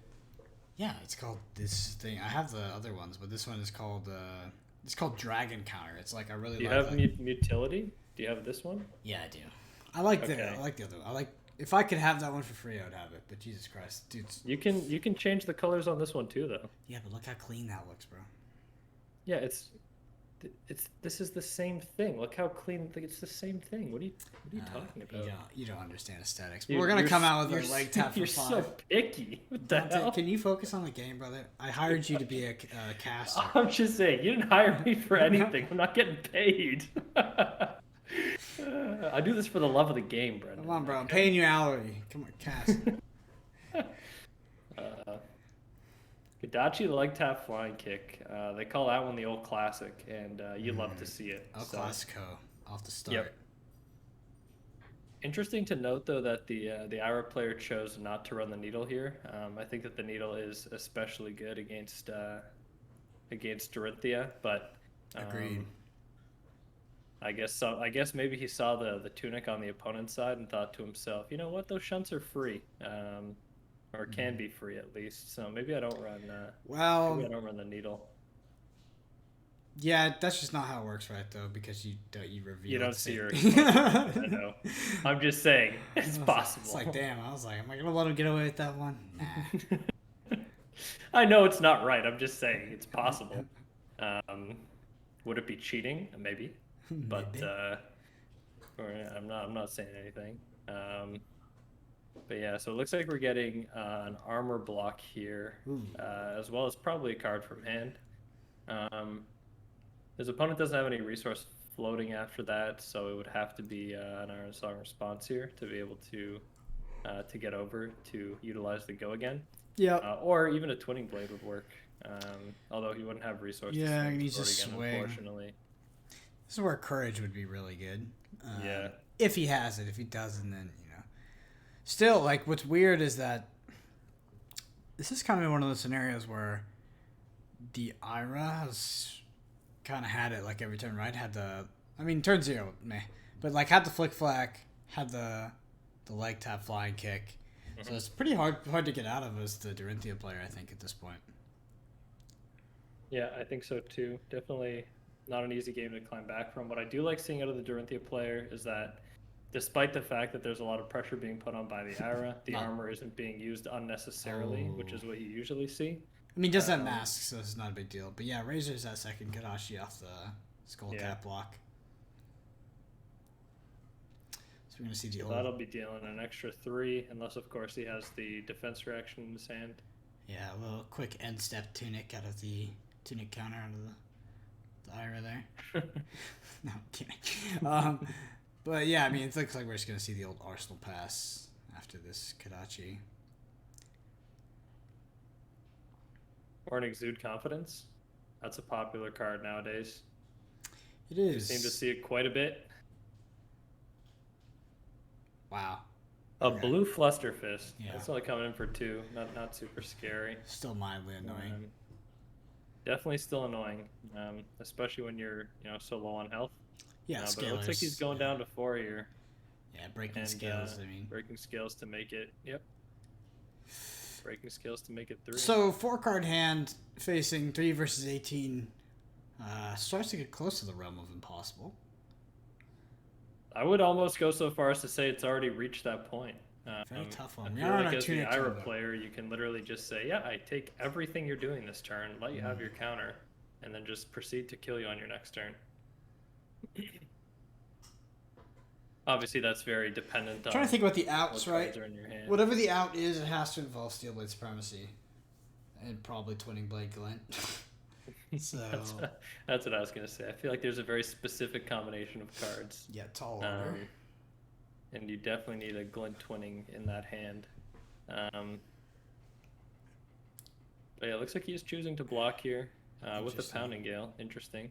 He could be really punished off the... I mean, he could have the flicky, but still. Say, okay. Yep, the glint is the punish. Well, draw. Interesting choice to not play the glint first, and then draw the card, and then play Iron Song. Mm-hmm. I think that definitely always play the glint first to see what you draw into, and then play something else afterwards. Just to give you the most amount of information possible in your hand. Mm-hmm. So it looks like that attack will be coming over for 3. Although I haven't seen the life go down, but my assumption is that would come over for 3 here, unless there's a defense reaction that gets played out. Okay, Doesn't look like there will be, though. Oh, a little Nourishing Emptiness action. Yeah, I'm not going to say that it's an out, but it's good, right? To draw the 5 cards, it's good. Yeah. For sure. You get the arsenal of the last card in your hand, too. Yeah, this is quite nice right now. So that's definitely very helpful. And Irish should be on 15, I believe. Mm-hmm. I think that life total will get ticked down at some point. Yeah, there you go.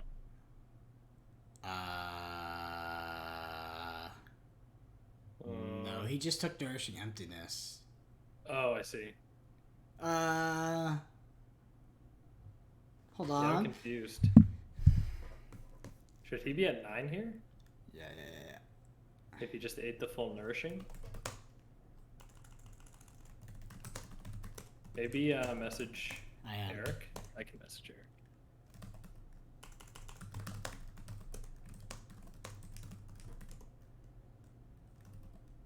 Doing that now. I messaged him. Okay. Yeah, Eric. I checked the Warriors graveyard for a red Iron Song response, and if it's there, you guys have 1 sec, sorry? Should be at 9. Just 1 sec. Could the warrior player check the graveyard for a sec for me? Yeah, so he is at 9. He blocked, so he was at 18. He blocked for 3. Iron Song response came over. So you're going to have to relay what I'm saying to him. And then he took the Nourishing Emptiness. So he went from 18 down to 15. Okay, so down you to were 9. at. So 18. you should be at. What's your life count right now? You should be at 9 instead of 12 because the Right. So the Ira. Yeah, the Ira should be a 9. So it's, yeah, the Ira was no block, and it was just a take 6 there. Yeah, but he didn't record the 3 from Iron Song response. Yeah, so the Iron Song gives a plus. So so it was an Iron Song on the Dorinthea's wing, right? So it's 3 and then plus 6, so it's 9. So it goes from 18 to 9, not 18 to 12. Yeah, because it was a glint and an Iron Song response, right? He blocked with 1 card. Yeah, and there was only a block for 3. So the Iron Song response will deal 3 damage, and then there was no block on the Nourishing, so Nourishing would be 6, so 6 plus 3, and then 18 to 9. Okay, thanks. Yeah, sorry, how did I do that? That was actually relevant in this situation. yeah, you definitely want to be having your opponent take that additional 3 damage. That is a lot of damage to be missing out on, especially when the games are this close. So good thing we have our old reliable judge, Eric. Everybody Pog champs in the chat for Eric, coming in and saving the day. We all love Eric, Mr. Potato, as he's known on Discord. Yeah, it's going to be super relevant in the coming turns with the Warrior now on a 5-card hand. We do see the Snapdragon, so this could be pretty devastating. Oh, okay. Gets worse than that, so that's what you want to see. That's an unblockable. Oh, it's unblockable after the Soul Beat, isn't it? How much is it? Yeah, after it's unblockable 2, I believe, because it comes in for 1 plus 1. No breaking scales, so yeah, it would just be 2 damage. 1 Now that 1. being said, you don't usually see it followed up after Soul Beat Strike, so it is very possible. Looks like he's considering it. Oh no, yeah, he is going down to the 1 here. Yeah. You can't block it, unfortunately. So now he's on the old Kadachi lock. So he's going to need to. Opponent's at 9 though. Damage here. 4-card hand at 9. Like, this is doable. Kind of one of those turns you probably want to, like, Courage is. I mean, we can say it enough, but Courage is really good on like a lot of these pivot turns where you've had cards ripped out of your hand. Okay, we got the blue. All right, so this is pretty scary. Representing the 2, so he's representing route. Could have twinning, and then he's got the boots as well, or any kind of pump and boots. So we're gonna block for 6 with 2 hurricane techniques, and represent 2 cards in hand. So the pump will come over, and we'll see if he has the flick flack. See if he has the pump actually. I feel the pump gets smacked down on the table pretty quick there if you got it. So you may not actually have the pump in this case. Yeah, so even if you don't have the pump, you still play it out like this and just hope he overblocks. So we're just gonna route. Oh, it is the route. I wonder if he sends one back or if he just offs it for 3. You're in Kadachi lock. Yeah, I don't know if you send it back, but so it goes down to 3. Yeah, go down to 3 here. Yeah. And then break the boots and swing again. He has no resource to swing again. This is one of those things where it's like the courage would be so good. I feel the courage here. Oh man, that would have been a very important courage turn. Yeah. Because he could have also preemptively couraged, and then he would have been able to pump it to 4, and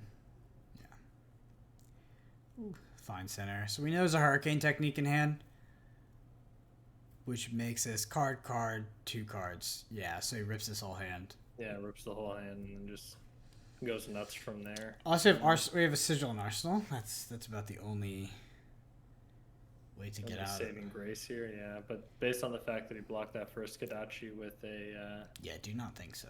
With a card, I don't think there's a Sigil in that Arsenal. I think that surely spells doom, unfortunately. Response, red? And push the point for 4. Then he gets to arsenal that hurricane technique and do the same thing next turn. Or even wait until he draws into a leg tap and then another rising knee thrust, and then just go for a full combo destruction turn. But yeah, that will strip the warrior's entire hand, and now the Ira player is basically just waiting until they draw something like a. So Ira can draw all kick. blues. Yeah, Ira can draw all blues and leave the warrior with a card in hand and representing lethal. So that is like. Now you need your opponent to like low roll, so they can go Kadachi, Crane Dance, Kadachi, Fluster Fist like we saw. Best case scenario is that the Ira draws all reds. None of them cost 0. So there's no Kadachi. Kadachi is just, a card that comes in for 6 or something like that. That's blocked with 2 cards from the Warriors and leaves them with 2 cards. But other than that, there is very little hope aside from that all blue hand you were talking about. So here's the moment of. Yeah, it's done. Yeah, that'll do it. If that's, it could be 5 go again. It could be 7. It's gonna do it either way, because block 6 here. All right, good game. Yeah, so that'll be it. GG. Both players. Sometimes it doesn't look like you can come back, but as you saw, like the warrior player almost scratched his way back into that one. I think there was an 18 life difference at one point or something along those lines. Yep, so. The nourishing was really, really nice, to be honest. It's really, really nice. Yeah, the more I see that nourishing emptiness come up, the better it looks in these warrior decks. Yeah, I like to run 2 in my Ira deck actually. Oh yeah? Oh yeah. Wow, I hear it's a really good card in the Ira deck. I actually run 5 in my Kano deck, and I just Kano all the time. Just Kano. No, I'm kidding. Well, congratulations to the Ira player. I think that's a winning in for top 8. But we'll take a quick break. Well, probably a medium-sized break. I'm gonna be real with you guys. A medium-sized break. It's been a faster game. And we'll head into the top 8, which should be exciting. We'll see who the new Gauntlet champion is. Some recognizable names that we've had before in the top 8, but a lot of new ones. This has been a week where we've had a lot of players, I think, playing their first Gauntlet, so it should be super interesting. Obviously, a shout out to Deck Edge. That's our sponsor. Check out his Patreon MSRP product, first edition and unlimited. Sneak in for your Tales of Aria tendies, if that's what you're looking for. And, yep, quick break. Top 8. We'll see you soon.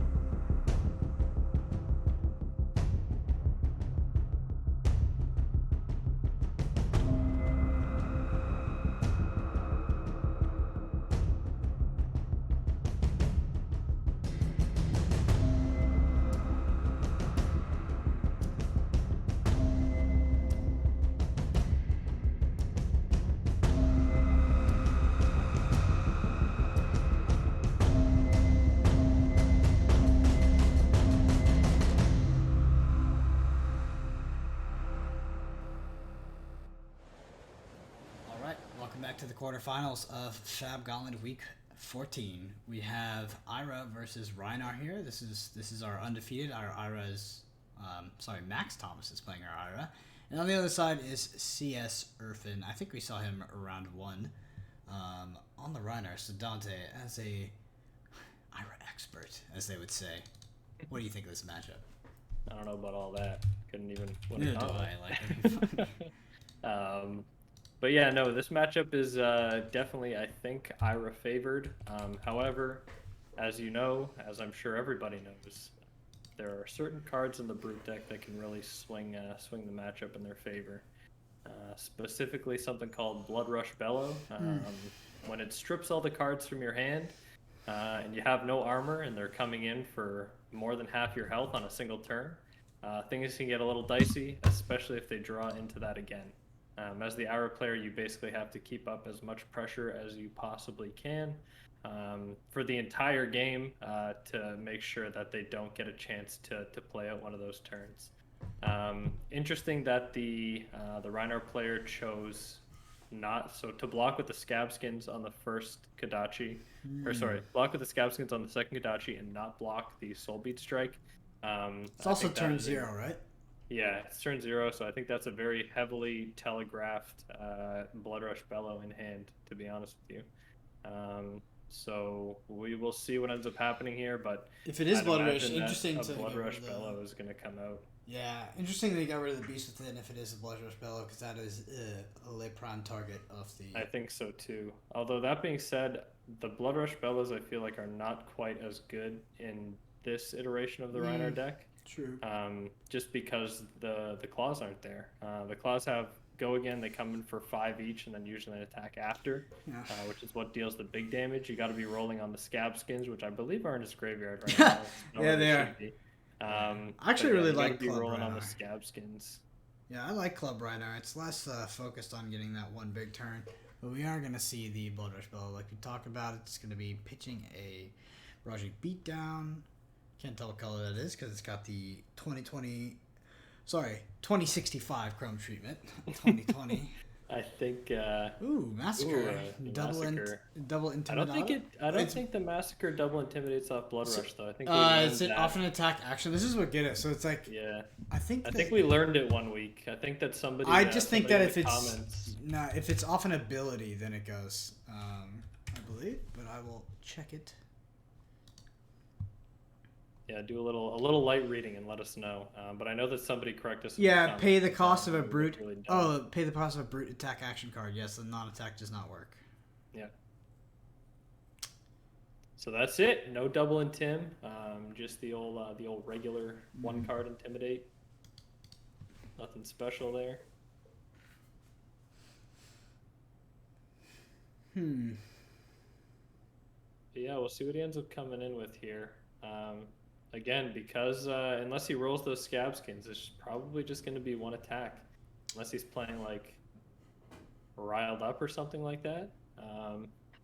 Looks like he's going to be playing a Barraging Beatdown here. Again, right? Does it? Yeah, Breakdown Battery is the... Oh, yeah. Yeah, Breakdown Battery does go again. I think that card also costs 2, so... a bit on the expensive side. Yeah, I don't know what color Barraging that is. So it's going to play the Massacre, and it's going to go up to 8. Okay, so let's just go 8 plus 2 plus Unknown, right? I think it's a red Barraging Beatdown from what I can see. Massacre.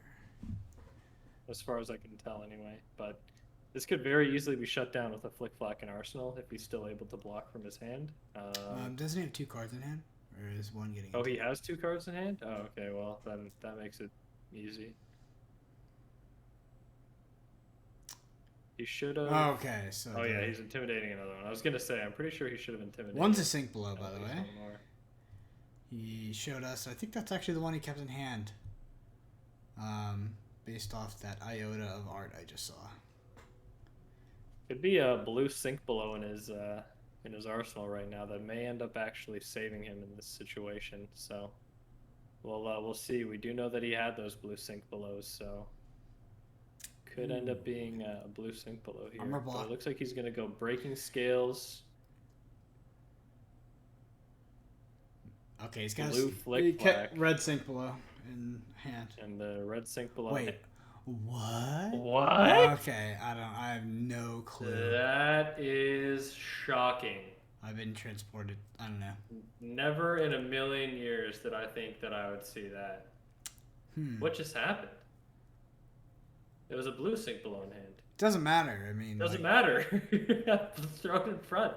You'd nullify the effect of the barraging beatdown. I'm shocked. I am shocked. And maybe it was the only blue card in his hand. That's the only thing that I can think of, is that it was the only blue card in his hand that he could pitch this turn to fuel the rest of the turn. And that he was hoping that it would get intimidated, but unfortunately it didn't. So in order to have a turn this turn... Would you make that play if that was the case? Not in a million years. No way. Are you crazy? Okay, I was going to say. I was like, I feel like the Blood Rush Bella turns are kind of like, you know, 2 a game, so... No, I would never. Never, ever, never, ever. You block that Especially knowing that I have whatever that card is called in my hand, Life for Life. Because you can just start it with a Life for Life and then play whatever the other card is, or just pitch to Kadachi for 2 or something like that. Yeah. Well, the run-out player... Your turn's not dead if you don't have the blue card in hand, and you would have taken a lot less damage had you thrown it in front of that attack. I wonder if we'll see a Scaps get blocked again.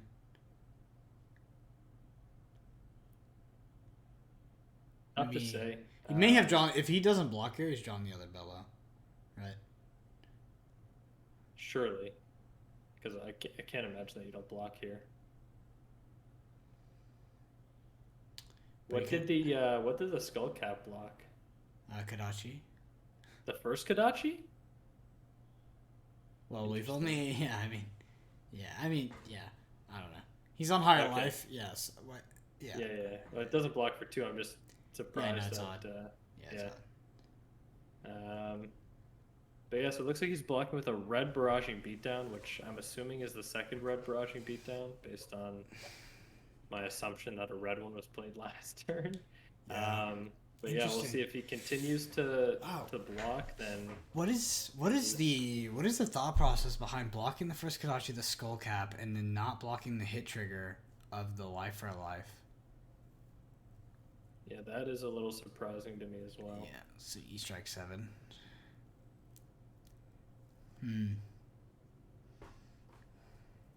I think if you have the Blood Rush in hand, you just block out the Sea Strike, you arsenal the Blood Rush, and then you prepare to do your big turn next turn.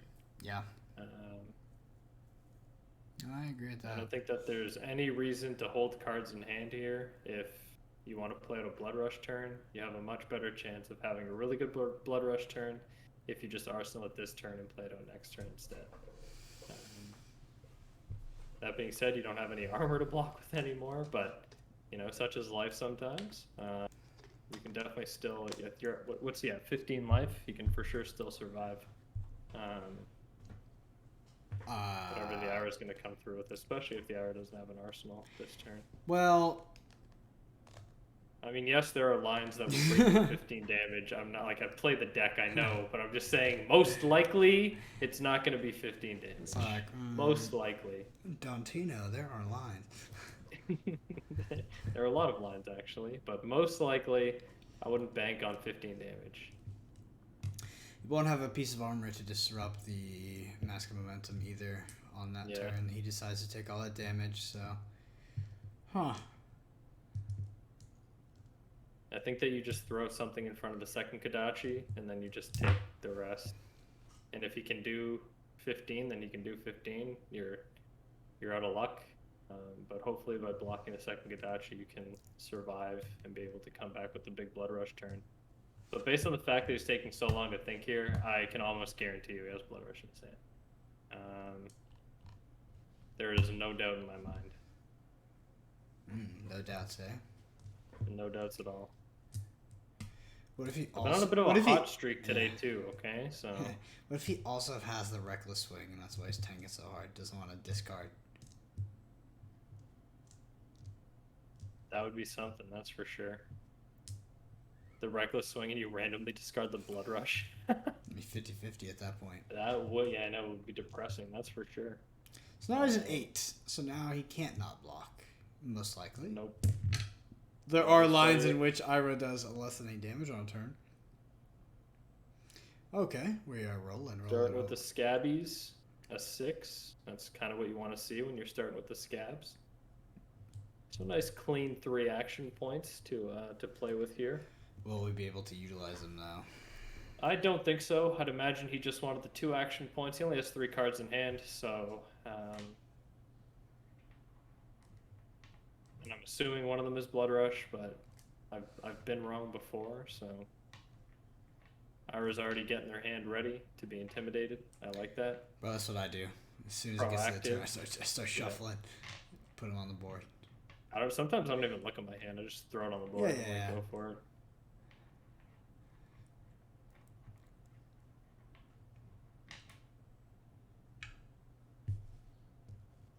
Savage Swing, pitching a blue. So this looks like cards didn't block. Huh? Oh, just getting a Savage Swing. I see. Intimidating Swing for 5. Savage Swing costs 1, right? So he'll still be able to come with the club for 5 afterwards. Yep. Yeah. This is red Savage Swing. Is that correct? I think it's the yellow, okay, which comes in for 6. So yeah, I mean, definitely not very threatening for the Ira player because it's not lethal. Nope. You're just laughing at the club here. You're like, okay, cool, thank you. Well, it's not as if claws would have been better on this turn. So no, of course not. Of course not. But you still do laugh. That turn you want the Blood Rush Bellow for sure. I think. Yeah. Let's mark it in our little notebooks that you were wrong. Yeah. That's the last time I make any calls here. But yeah, now the Ira player has got a 4-card hand, I believe. 3 another block with the sink. Yep. Yeah, 3-card hand still. I think one of those is E-Strike. Yeah, I saw a red strip flash there. we just got. Yeah. Pretty sure it's an E-Strike, so it looks like it's going to be Kadachi, E-Strike. I saw a leg tap, actually. Oh, leg tap? Mm. Yeah, I saw a leg tap. Card in his right hand.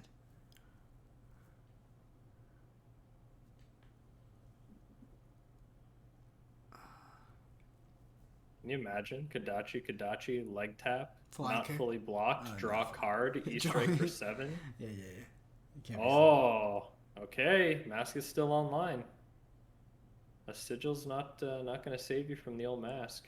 It looks like life for life and leg tap. Yeah, I have to sell life for life as well.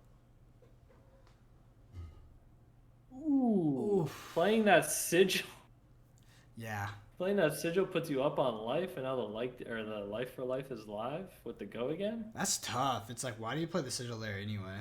Yeah, that is tough. Because it doesn't benefit you in any scenarios, right? No.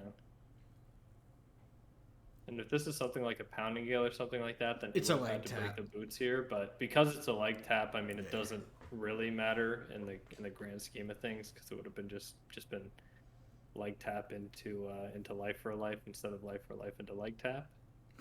Dude, like how he's like he keeps showing us the card. Yeah, he's like, yeah, you like that? You like that? See your doom. Oh gosh, the draw. Mask Momentum, a really good card when the Ira player remembers to draw. Yeah.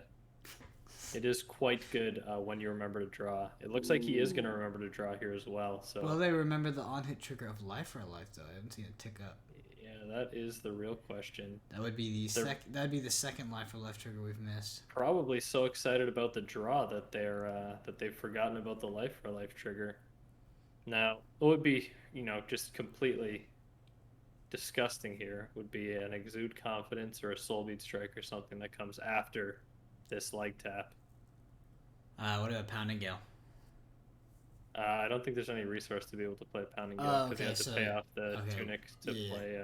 So what he is floating? Leg tap. Yeah. He was representing one there, so I just wasn't paying attention. All right, Scabbies. We roll 1 here, we lose. So we get a 4. We roll a 4. That's pretty good. And Steven, probably Steven good enough from for what Res- he's looking for. Sorry, Steve, I think his name is. Needs to take some notes. Yeah. Yeah, Steve rolling those ones was no bueno. But Oh, wow. breaking the hardened cross trap, this is going to be a big boy turn. Looks like he's playing the Beast Within. Does Beast Within cost 3? I guess so. If he pitched another card to be able to play it, so Beast Within coming in for 6 here. Nothing crazy, but it is lethal. Yeah, it does. That being So he's said, got the the 2 Ira floater. player does have their equipment up here as well.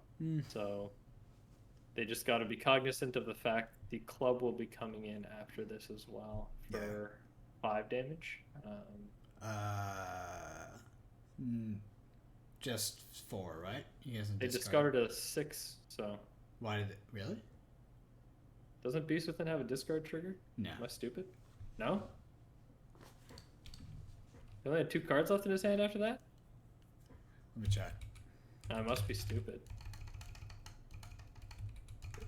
I guess, yeah, maybe it doesn't. It just has that big, long block of text. Yeah. Just 4. Yeah, so the block of text is when it gets discarded itself. Yeah. I thought that it included a discard effect, but I suppose not.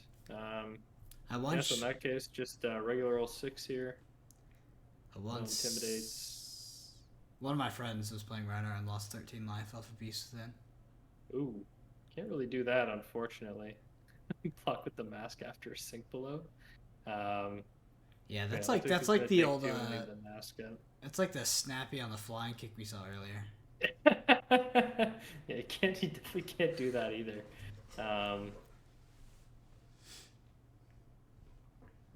Yeah, if you want to be blocking with the mask, you got to commit to that before you play your defense reaction.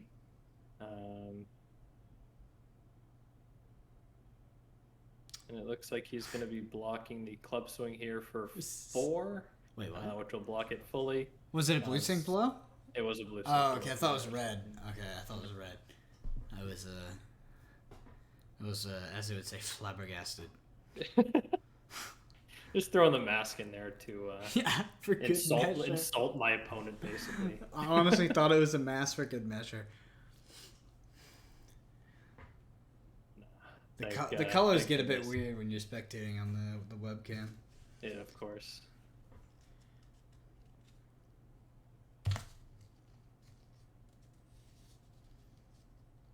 Yeah, we got the old playmat abacus here. Mm-hmm. Take. Ooh. A little boots break here into maybe a pounding gale or something along those lines. That is definitely no fun allowed. That torn tempo. Yeah, this is please give me every card from your hand and then give me the rest. Yeah, give me 2 cards Savage here. Feast and break the boots. Gosh, man. And how about this? Give me 2 more. Ooh, no torn. Yeah. Another torn at tempo. Pounding Gale would be better because of the breaking skills at this point, but yeah, exactly. Especially if he has a card that doesn't block in his hand, he'll only be taking 2 here if he blocks with a 3 cost, or sorry, a 3 block card. And the breaking skills could have got you there if it was a Pounding Gale. But either way, it should get the remainder of the cards out of his opponent's hand. He's got to be double or at blocking, least put him down to 1 life. Yeah. I mean, if he goes to 1, then he's not keeping a single card in his hand most likely on his next turn with no armor. Yeah. So it's got to be a double block. He might have another sigil in the deck, so there is a way out. I'm just like, it might be a card that doesn't block, like a pulping or something like that. And we saw the tear limb from limb earlier, which also doesn't block. So opponent's on 3, by the way, and he has 2 reckless swings in the deck. Yeah, I mean, if you're playing tier outs, that's probably what you're playing towards at this point. Yeah. Is just blocking everything and waiting until you draw into reckless swing. But you definitely have to fully block this if that's your game plan. Yeah, and you're on the Kadachi clock as well. So the sigil, it's got to be like sigil plus double reckless swing, right? Yeah, probably. Just maybe block with every card in your hand for as many turns as you can until you draw into what you need. Yeah, you're always going to leak the 1 this if you're on 3. Yeah. Makes it really hard. But Yeah, with 2 cards in hand, there's not. This is a big tank. Yeah, not much you can do here. You just gotta chuck both cards in front of this. I mean, you can't go to 1. Then you can't go to 1. You just you will lose the game for sure if you go to 1. So you have to throw both cards in front of this. You don't have any other option. The playmat will tell you. So the only way it's like not for sure is like if he arsenals here, draws the sink below, and then he only has, or sorry, not draws sink below, but draws the sigil and only has to block with 2 cards, like somehow. And then he just plays a card out of hand and a card out of arsenal. I don't know. Yeah, but most likely it feels like. Yeah, but you have to play to your own outs, not your opponent drawing poorly. Yeah. I mean at some point that is your out. Yeah, sometimes that is your only out. Actually, you're right. But I think in this case, you have other outs in your deck, being Reckless Swing. Wow. What did he pitch? I need to know if it was a tear limb from limb or not. Oh, man. Or a yellow pulping or something like that. Because if it blocked, I think that it was for sure the correct move to. Yeah, the old year 3000 chrome treatment getting us. Yeah. It was a wrecker romp. Yeah. Nah, you gotta toss that in front of the thing. You are on Kodachi lock now, my friend. And, Kodachi lock, and you're losing every card. If you don't draw a double reckless swing here, 1 reckless swing isn't even enough because you'll just die.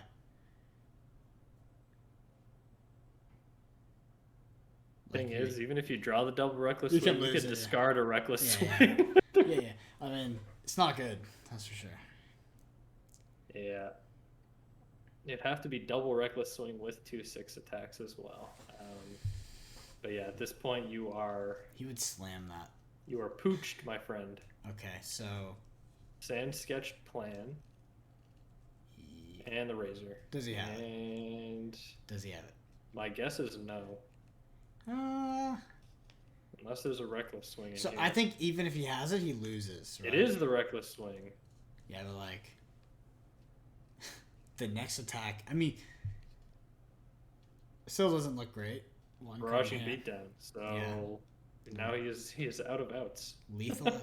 Oh wow, yeah. And then the last card in hand will assuredly take him out here. Well, it has to you be. You gotta throw that in front, block it, and then exude confidence. Woohoo! And then that's it. That's all she wrote. Mr. Max remains undefeated and moves his way on to the semifinals here. Alrighty. All right, GG. Quick break before we head into the semifinals. And, shout out to Deck Edge, our sponsor. Great Patreon if you want to check it out. MSRP products, that's unlimited. And first edition, if you're able to get in, it's a place to be for Tales of Aria, which is coming up pretty quickly here in September. So shoot him a message, tell him to come from Gauntlet. You might be able to snag a spot on that old Patreon. But we're going to take a quick break and then head into the semifinals.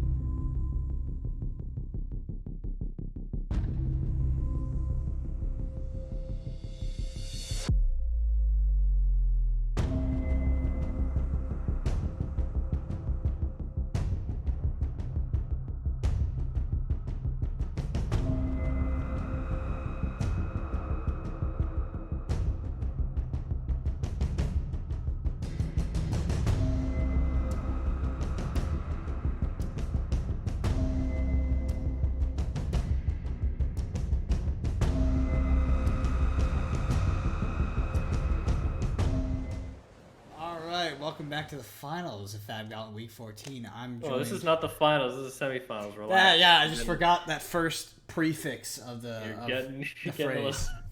Turns out it's important. Yes, this is the semifinals. And Ira Mir, welcome back to Season 1. JK, we're in Season 2. Glorious meta we have. But it isn't Ira Mir. Ira Max Thomas are undefeated 6-0 versus Nicholas B. Dante, tell me about the Ira Mir. The Ira Mirror is a very... I mean, listen, everyone in chat is going to Keck W, Omega Lol, whatever people are posting nowadays, but it's actually a very technical mirror. Generally speaking, it is quite skill-based. You have to be able to play your cards, properly, utilize your resources correctly, just gain incremental advantage on your opponent. Generally speaking, the better player is going to win. Obviously, your opponent can, high roll you. It happens, and it's much more likely with the more aggressive variant of the Ira decks that are running around nowadays. Now that Drone of Brutality has been banned out, but it may be boring, but it is a very technical matchup. So we will see how they play it.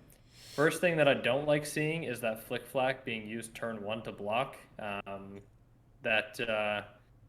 don't like that at all. I'll be honest. Yeah, Flick Flack economy is a real thing, huh? Yeah, saving the Flick Flack for sure. I don't like seeing the breaking skills blocked with turn 1 either. You want to be keeping that armor up, especially to be blocking those Command and Conquers for 7 and other relevant hit triggers. You want to be keeping Flick Flacks for as long as you possibly can. And yeah, I don't know. On your first turn, I feel like you also don't want to be going that hard in the paint. Wasting not only a Command and Conquer, but also a leg tap. I feel like, sometimes you want to take it easy. Well, let's rewind to the fundamentals here. There's no arsenal, so... Yeah, there's no, you're not threatening anything with the Command and Conquer, so sometimes it's better to just arsenal something like that, or even arsenal the leg tap for... I mean, it's turn 0, it's always better to arsenal. Yeah, right? Usually on turn 0, you're going to get that guaranteed 1 damage off the Kadachi hit, and then after that, they're just going to block everything else. You don't need to play those cards. You are getting cards out of their hand, sure, and your opponent did use a Flick Flack, which is very good, but most of the time that's not what happen. So I think it's important to keep in mind you really have to utilize those Flick Flacks quad best red. you can. And yeah, it looks like, I guess Nick drew into an all red hand here, which is not ideal. Yeah. Especially going second. Usually going second is your advantage in the matchup, but that has been completely stripped away into no advantage whatsoever. Hold on. Nick is going second? Yeah. So that means Max had the choice, and he chose to go first. He's undefeated. He's top seed. Yeah, is he running Nourishing Emptiness in his deck then? I mean, would that is he running Brutal Assault? Yeah, no, that wouldn't make you go first either. Oh, pitching the Flick Flack to Razor. Keep the Flick Flack. They're so important. They're so important. Yeah, they're pretty important. No. All right, so that's 2 Flick Flacks down. His opponent only has to worry about 4 Flick Flacks at this point, which is not a whole lot. Chances are he's not getting back down to the bottom of his deck with how aggressive this matchup is at this point. So I think it's very unlikely that he sees that Flick Flack again. And yeah, now he has to contend with only having 4 Flick Flacks in deck, basically. Utilizing those Flick Flacks effectively is super, super important for this matchup. God, I remember how it was back in not even 6 Flick Flacks, and it's so... Remember how important the Flick Flacks were in Drone Ira? It was literally the entire game was just Flick Flack economy management. Yeah, if you use them poorly, you lost. Guaranteed. Or your money back. Another Flick Flack on top of there. Oh my goodness gracious. Dude, Dante's gonna have an aneurysm. I am gonna have an aneurysm. You can't be using Flick Flacks like that, people. I'm telling you right now. If you guys want to play Ira, please God, do not play your Flick Flacks like that. I'm begging you. I don't care how juicy your hand looks. Get it in your arsenal. It'll be even more juicy. I promise. Oh my goodness gracious. Whew. I'm gonna have a heart attack, Brennan. I can't see Flick Flacks being used like that. It insults me. Yeah, it looks All like. right. I mean, both players are just trying to play max value out of their hand. We haven't seen an Arsenal yet, right? Yeah. It's coming into turn 3. No Arsenal at all. Why did we take the sink below back?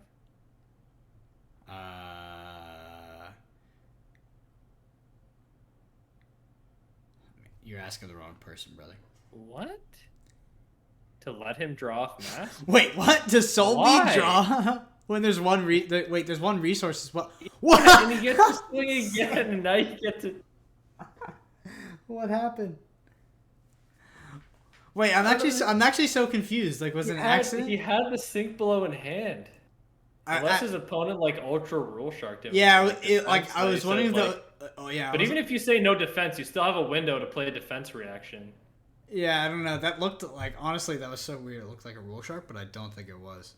I don't think so either. I feel like he was like, no, I can get better value out of this sink below. Two flick flacks in deck. Yeah, 2 flick flacks left in deck, basically. Do you? Would you play the yellow on this? I mean, you're gonna. I know you want to put it in Arsenal, but would you?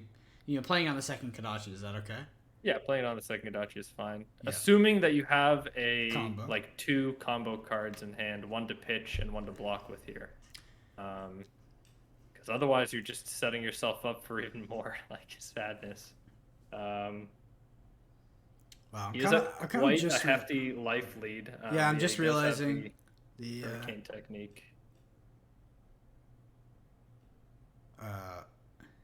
He's blocking for 5. He's blocking for 5.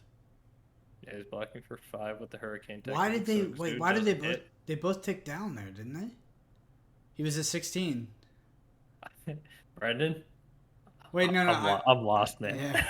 Well, maybe it was like. So I'm wondering if it's like a late Kodachi because I wasn't really paying attention super early. But like they both had him on 16. He blocked for 5 off the exude, and then they both ticked down. It could be a forgotten Kodachi. So there's a mask, by the way. I mean, you got 5, so I guess. Yeah. Ooh. Yeah. A little flying kick for 7 action. I am shocked that Nick is in this winning position right now. Based on the fact that even going second, he drew the all red hand. And he literally couldn't do anything with it. He drew off Soulbeat and got max value out of a push the point. Oh, yeah, that's true. I forgot. That's pretty good. Yeah, that's the Soulbeat draw. I kind of erased that one from my mind, the no block on the Soulbeat. But you're absolutely right. Yeah, that definitely does help. You can no block a Soulbeat. You just can't do it when there's one resource floating and he's stunning a mass trigger. Yeah. Yeah. It's been an interesting one. Because that ends badly for you every single time. Because yeah, for sure. Like he plays the blue for 1 or 2. He arsenals like every other card, or he just gets the ultra sack on like the pounding gale, or the push the point, or all that kind of stuff. Mm-hmm. Yeah, there are so many cards that you can draw into. You want to be turning off that mass trigger for sure.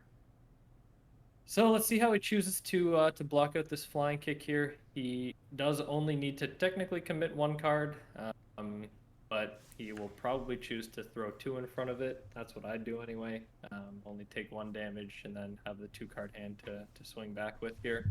To claw your way back into this game on this much of a life deficit, you are going to need to get max value out of Flick Flax. Like you can't believe. And your opponent has to brick a little bit too. These are the games that kind of get away from you. So yeah, if you're starting with a tunic counter into a leg tap, I'm guessing that's probably not going to happen. Well, Max does have the first arsenal of the game. So yeah, could be a pitch Kodachi flying kick. Yeah, I mean that's a line. I mean that could be pretty good. Okay. He did block with 2 blues on the last turn though. So I think pitch Kodachi here. Oh, okay, no, it's just E-Strike for 7. Or sorry, E-Strike for 8. Which again, you just throw a combo card in front of this and then you just hit for 3, which is, not that great, especially with this much of a life lead. Throwing the tunic here too, which is an interesting play for sure. Do you think you'll see another tunic counter in this game with your opponent? Probably. Yeah, I guess it gets At really some point he's also used like no flex flax too. Yeah. I think that he for sure would see another tunic counter this game. I think honestly he'd probably be able to use that tunic 2 more times this game. Yeah, but we talked about this like all night, like the blocking for just like raw damage when it doesn't matter. Because there's no like 13 versus 12 is not a life threshold that matters. No. Right? Where like if you're going from 2 to 1, like that's a different story. Like if your opponent is able to get cards out of your hand, I lost my mind a little bit, I'll be honest. But I don't know if there are any flying kicks left in the Iris deck, for example. But if your opponent's able to take cards out of your hand, a blue card and flying kick, as well as a tunic resource, is enough to pay for that whole turn. Whereas now you don't have the luxury of having that tunic resource anymore, so it can keep those flying kicks turned off. Makes it, a little tougher. But either way, it looks like it's going to be Kodachi blocked by the breaking scales, followed up by a leg tap, which will probably leak at least 1 damage unless he throws 2 cards in front of this. Yeah. And then another Kodachi for 1 that will leak another damage.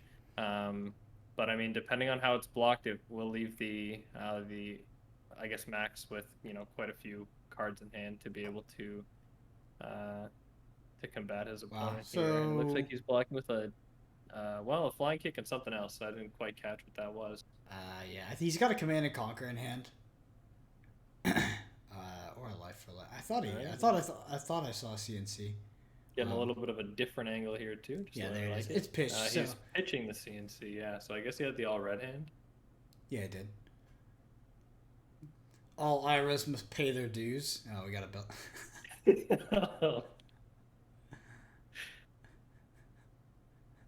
Just that.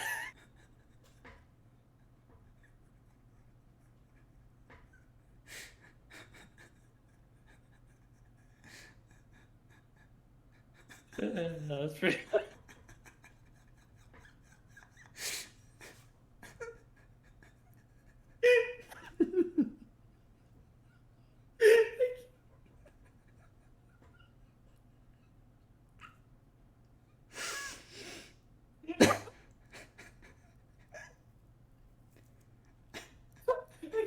I can't breathe.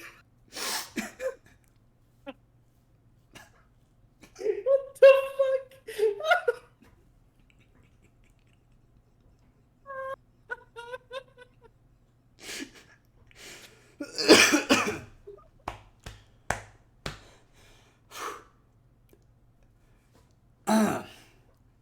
So leading in with a Kodachi. I can't breathe.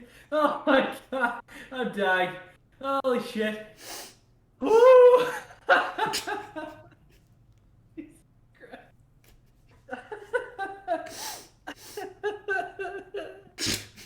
God damn it, Dante. Shut the fuck up. Ugh. Alright, so Kodachi, 1 card in hand. Yeah.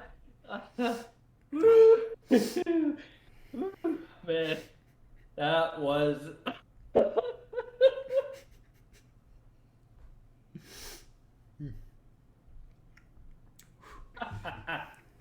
I'm sorry. Okay, gotta compose myself. Woo. Okay. Arsenal pass. Back to the action. Okay, alright. I'm back. I'm sorry. I'm sorry. Jesus. Whew. Okay. I'm back.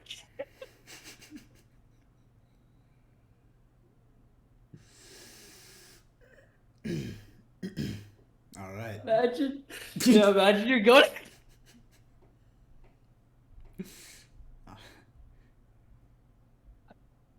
Imagine you're going to the calling. You pull up to your table and that's what your opponent's wearing.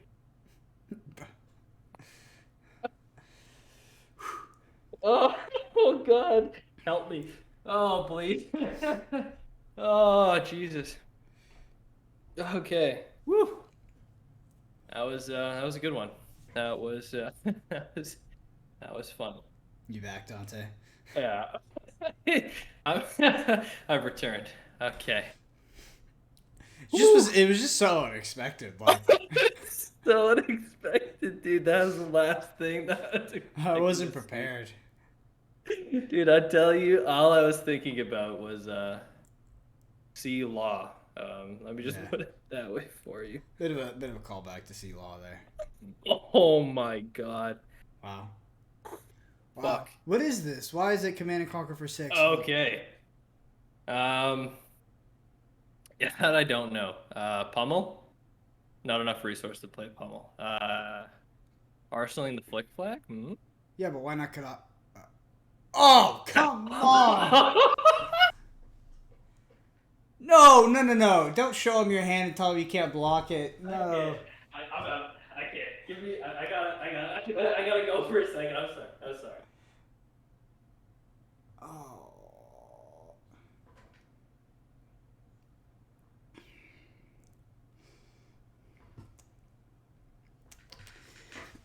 Well, not a pummel. So, our RI player has arsenaled an unknown card.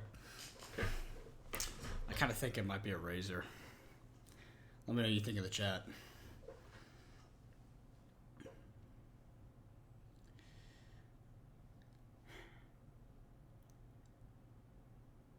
I got a weird feeling that Max has double sync below in hand as well. Right, I'm back. I'm sorry. I'm sorry. This has been a match, though. I can't say that for sure.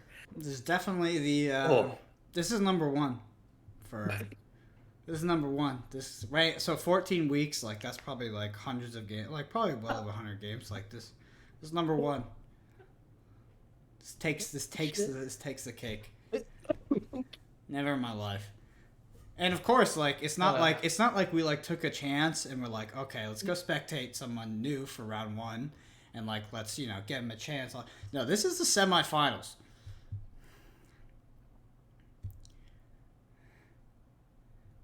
Oh my god. Someone asked, did Dante smoke weed before coming on commentary? Dude, I don't. No, I think he was just a little surprised by the belly button. Yeah, I don't smoke weed at all. I don't. It makes me feel really, really, really awful. So this has just been a game. Let me just put it that way. And sometimes you just need a good laugh. And when a belly button catches you off guard, and then a razor on a CNC catches you off guard, it. Oh yeah, you strike 7. Okay, this is going. This is the bad news bears. I think he might have the second, unless it was a red sync below and a blue sync below. I think it was the other red. So we'll see. This is gonna be a hard one to block. I'm so lost, Brennan. I'm sorry, man. I mean, this can't be easy for you. I will. I'm gonna try and get back into this one. We block for 6. Take 1. Take 1. I mean, there was kind of. Do we know? But did he flick flack or something before? I'm confused. Maybe he did. I'm not sure. Do we know how many sigils the? No, we don't. No. Okay. Well, we don't know. We honestly don't know shit. Because like this has been ridiculous. I gotta open the Twitch chat actually. See what the people are saying. Isn't he an 8 had flick flack up? We actually saw a weird one too. The like where they did like the flick flack block or the flick flack and a hurricane technique block, but then they both tick down as if the exude leaked a damage, even though they both acknowledged that like it was a flick. I don't know, it was weird. The Steel Blade Shunt Classic and the Iron Mirror. All right, there's our last blue sync below. The blue sync below. There you go. Stops the old Kadachi. All right, pitch a red. CNC. And a Command and Conquer for 6. If he has too many defense reactions, he loses the game here. Mm-hmm. And he hasn't played so many flick flacks, so this could be. What we got? What was that? Striking. What was that? A Razor Reflex to me. Hey! That looks like a Razor Reflex to me. I think he pulled a sneaker on his opponent. What the fudge? Yeah, I don't know. Could be anything. I want to see. I want to see that card. I'm calling the judge. You're calling Eric? Yeah, if he's here. Yeah, I called the judge. I just want to see what it is. Like,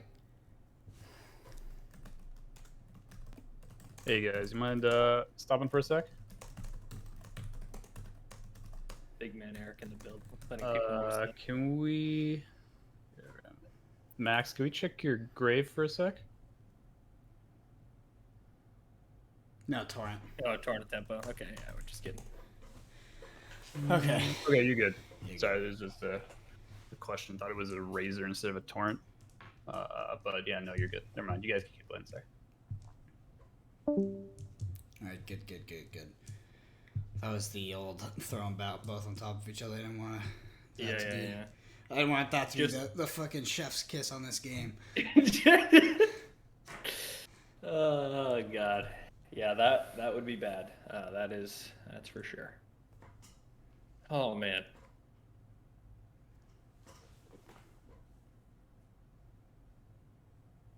So this is getting boosted for sure, right? Yeah. Little snapdragon crack on the old torrent tempo here. Pitch Kadachi. Yeah, sorry, it's a bit disorienting to commentate Naira matchup when you have it when you stop paying attention for 10 minutes and you don't know how many flick flacks are left. Yeah. It's legitimately hard because that's the most important card at this point. Can Max crawl back from 1 versus 9? Probably not. But it's hard to know what his potential outs are when the flick flacks. So now he needs the combo card, which he has. I see a crane dance, so he can full block this. Mm-hmm. Wait, what? 3 Why cards? not? Why not just E-strike for 5 and then pitch? Wait, why did he block with 3 cards though? Because crane dance plus anything, crane dance plus a 2 block is 7. Or was it for 8? Sorry, was it for 8? Was it E-strike second on the line? I don't know. It looked like he almost... It could have been second on the line. Maybe he doesn't know, but if you respond to the... never mind. Doesn't matter. Oh, yeah, the flick flag thing? No. Yeah, but the flick flag thing, because he could have maybe blocked it all. Yeah, no way. But based on how this match is going, I'm assuming probably. But yeah, anyway, did not stack the flaks, and that's okay. Sometimes you don't need to stack the flaks. Yeah. By the way, Dante's referring to playing 2 flick flacks holding priority and getting a double bonus out of them. It's actually not an intended. Apparently, it's not an intended possibility in the game that they're gonna I can't remember. They sent them a question. It was yes, you can do it, but you're not supposed to, and we're gonna clarify the rules so you can't, or yes, you can. The rules unclear, so we're gonna clarify that you can do it. I think that it's the first one though. That it's I don't think it's intentional, but it is something that works. But LSS will get to the bottom of this. But it looks like Max has literally a card left in his deck, so... Yeah, and when confirmed no sigils. Yeah, I'd imagine that, maybe 3 cards left in his deck. Yeah, it is 3. Yeah, so I'm guessing that he's just going to get decked out here. Nick's deck is very low as well, but... 9 versus 1. I think we know who wins the Kadachi fatigue. I think we do. I think that much is pretty obvious. We can take a gamble if you want, though. I'm down. I don't know. I would have, if you have the boots up, I would have preferred to have seen an E-strike for 5 go again, pitch, play the torrent of tempo, and then just keep the boots for a crane dance find center play, knowing that you have pretty much all the blues left in your deck. I don't know if he's been checking his graveyard to see if that's possible. I don't know if he's played or blocked with the crane dances. But yeah, well, let's see here. A little exude confidence for 4. Block 3, take 1, no biggie. And then we're back on the old Kadachi lock, and your opponent's got 2 cards. And that's going to be it. And I think that the throwing the cards on the mat is the concession from the opponent. Yep. Well, honestly, that match is going to go down in history. That is number 1. Yeah, that was... nothing comes close. That was a... probably the best match I've ever watched. My favorite semifinal by far. Yeah. Nothing will ever compare to that. Honestly, I'm going to tell that story to my kids. That was freaking hilarious. I've never had to take the earphones off and walk out of the room. There's a lot going on there. There's a lot. I will never forget that belly button cam though. That was it's just off guard. That was a thing of beauty. Yeah, with Charles Law, like it was expected, but that one was. That was a straight out of the arsenal. That one. Yeah, that was. All right. Anyway, that one took. That was something. That took a long time. We're going straight to the next round here. Yeah, speed into the finals. We're gonna take a quick break. You're gonna see the break thing, but we're just gonna move people in, go to finals, and we'll be right back. So don't go anywhere. Yep. Give us a sec.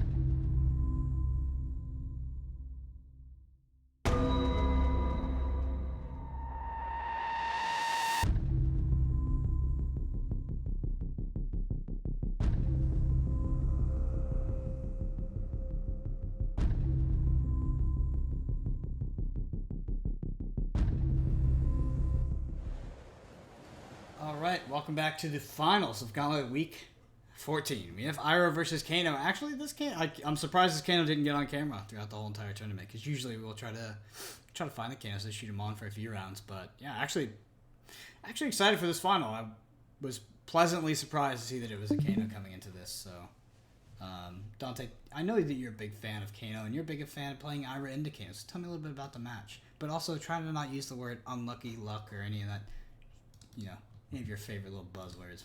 Sure. High variance. High variance. Oh, man. It's definitely an interesting one. I think that the Ira player is doing the right thing here, playing the needle. What I don't think that they're doing right is playing Null Rune 4. I really don't agree with that. I feel like you definitely want the Snapdragon scalers in this matchup to be able to put on the most amount of pressure possible. By playing Null Rune 4, you're essentially just saying to your opponent, I want you to set up the bottom of your deck and OTK me with a double Blazing Turn. To be fair, is difficult to do. Yeah, to be fair, but decently hard to do. The main thing is, like, as Kano, if they're running Null Rune 4, their damage is very, very predictable. So you're not gonna face these extreme turns where there's like likely, right? Like the E-Strike's gonna still get you, but you're likely not gonna face these extreme turns where it's like 15 damage or something like that. And yeah, it's just way less threatening, way more predictable, and you can play a slower game. Slower games as Kano are, I don't know, they're definitely what Kano wants to be doing. Just poke, poke, poke, and then stir forks for like 14 and win the game.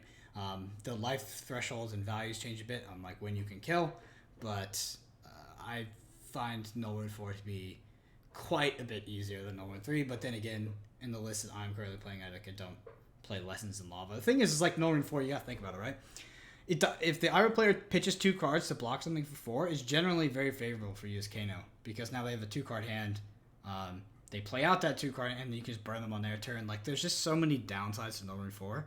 But I guess the upside is like things like Sonic Boom don't hit ever if you want to block it, and things like Lessons in Lava don't hit ever. And those are really key cards in the Kano deck. Like, the reason for me why I feel so good is my Kano deck wasn't running Lessons in Lava to try to deal with the speed of the format, but yeah, like Lessons not hitting definitely blows. Yeah, for sure. Big agree with basically everything that you said.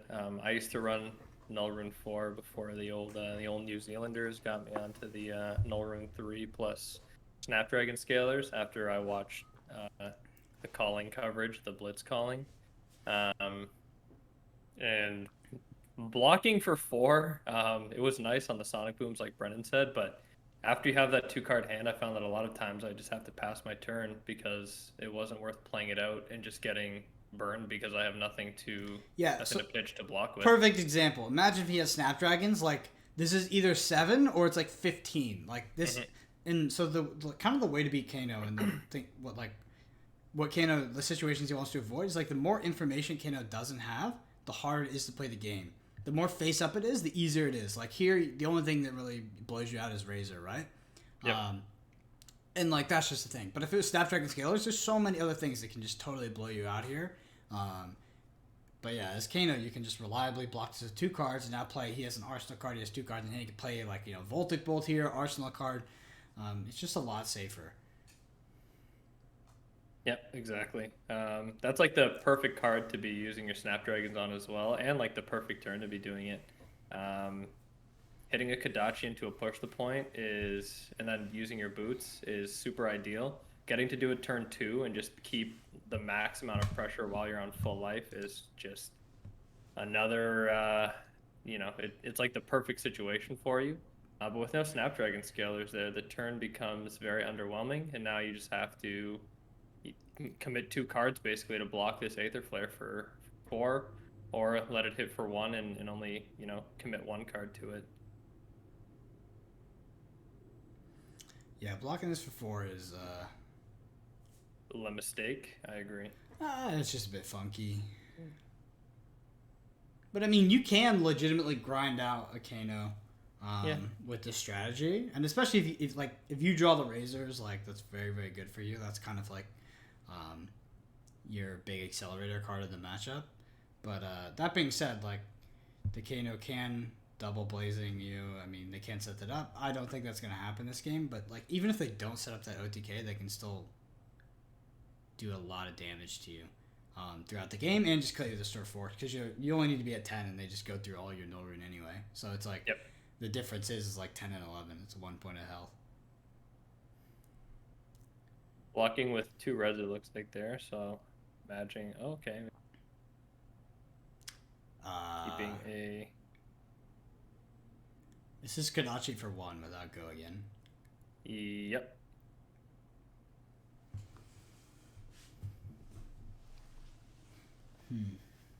Yeah, Kodachi for 1 no go again. Maybe there's a Razor in hand or something like that. Oh, yeah. Just an Arsenal pass. Very interesting. 1 resource floating. We'll see if his opponent wants to start playing on. I definitely don't. I do not like. I think that it is objectively wrong to play on his turn here. You might as well play on your own turn. Because I mean, that card is not in Arsenal, by the way. It's in hand. Yeah, it's probably not a blue, but like still, you don't need to be taking the risk right now. Ooh, a little Brendan/Gee tech on the Cindering Foresight. Okay. Yeah. He's at 18. I would rather do something my turn and rip the cards out of his hand. I think. Yep. Yeah, I agree. Let's play the safer game, especially while you have this sort of like the Kano's in control of this match.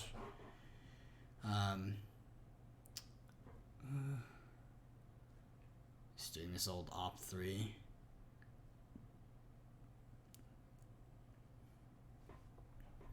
Then again, like it's hard for me to kind of like accurately assess this playstyle because it's a legitimate playstyle. I'm just not a big fan of it. And there is a red Voltic Bolt off the top. Nothing wrong with that.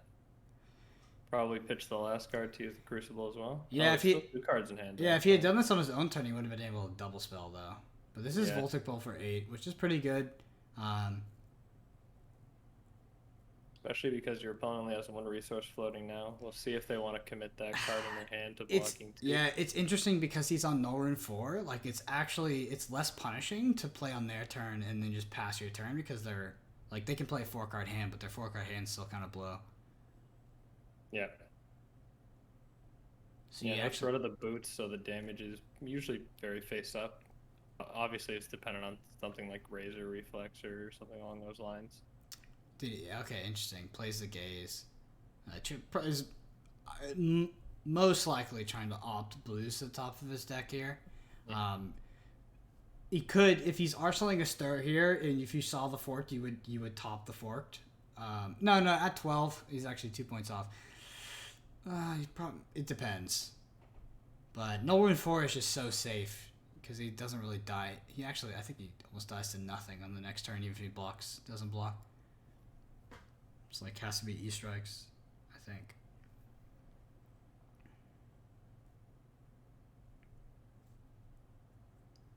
Definitely think the Kano is in control currently. Finding the red Voltic was nice. Mm-hmm. I'm seeing a lot of reds being pitched here, which is definitely not what you want to be seeing. Wow, and it's only for 6. Coming in, yeah, Command and Conquer for 6. So you at this point as the Kano, you are so like there's almost 0 chance that your opponent holds a blue in hand to double red and CNC for 6 rather than Kadachi CNC for 7. Mm-hmm. So you got the Talos. I think you lens here, right? I genuinely think you lens. I'd agree with that. Because unless this is just ultra big brain and there's still a blue sitting in the hand. Even if there's okay. You can really also so blocking for 6 is also not terrible. Okay, that's 3 and then that's mega getting weird. A chain lightning out of the arsenal. Maybe those Maybe are for he just sure. wanted his arsenal cleared so he could arsenal something better. Yeah. That's a legit thing to do. Yeah, and then just reduce the damage. That's a totally legit line. Yeah, I think that was a lens turn, but he could have had the red grip. And looks like he tunicked. Yeah, he did. Yeah. So his hand was quite red. He had blazing, he had fork, he had spindle, so that's why he didn't go for it. Yeah, so I think the correct choice here. Spindle for 5. If he blocks for 4, he'll go to 11. If he only blocks for 3, he goes down to 10, and that's a kill range. The fork just on the bottom of the deck. There's another fork in the deck. We haven't seen a stir yet. And like we said, stir forked, Metacarpus Studded Crucible is 14 damage, which if you're at 10 is completely unblockable through no one 4. Spindle's only for 4 here, I think, Brendan. Yeah, correct. It wasn't bumped. For this, yeah. Yeah, so just for 4. He can block the full thing, but again, you definitely block for 3 here. There's I don't think there's any reason to block the where you commit 2 cards. Here. Yeah. Interesting though, because they both drew full grips of red there, and I think that if the Kano had more blues, he would have him at a very, very dangerous life total right now, 5 or something, 5 to 8, something like that. So it looks like he's gonna block 2, take 2. And the Kano player will get to opt 2 here. Hopefully he sees some blues is what I'd imagine he's looking for at this point. You just have to especially think after seeing that fistful of reds on the last one. Yeah, but what does the yellow rising knee tell you? 1 blue in hand, but could Ira do what Ira wants to do off the yellow? So there's another yellow. Okay, so that makes sense. Mm-hmm. So likely does not have a blue in hand, right? So wait, here's the thing that's really rough for Ira is that Ira had a quad red hand but had to keep 2 reds. So Kano should be that information's open, And so they kept 2 reds. They pitched the yellow and they pitched the yellow. The other 2 cards in the hand are red. Yep, they're reds. Yep. Okay, so yeah. You know this is Kano. You know that's a red. This is a total overextend. Like, he's totally extended into you. He's not presenting lethal. You lens here. You can actually kill them as well, depending on your hand. You could find the flare, all this kind of stuff that would just be super strong. But yeah, you are very confident that that card is a red. I think you're absolutely right. I think you have the perfect read on the situation. Last card's in there. Yeah.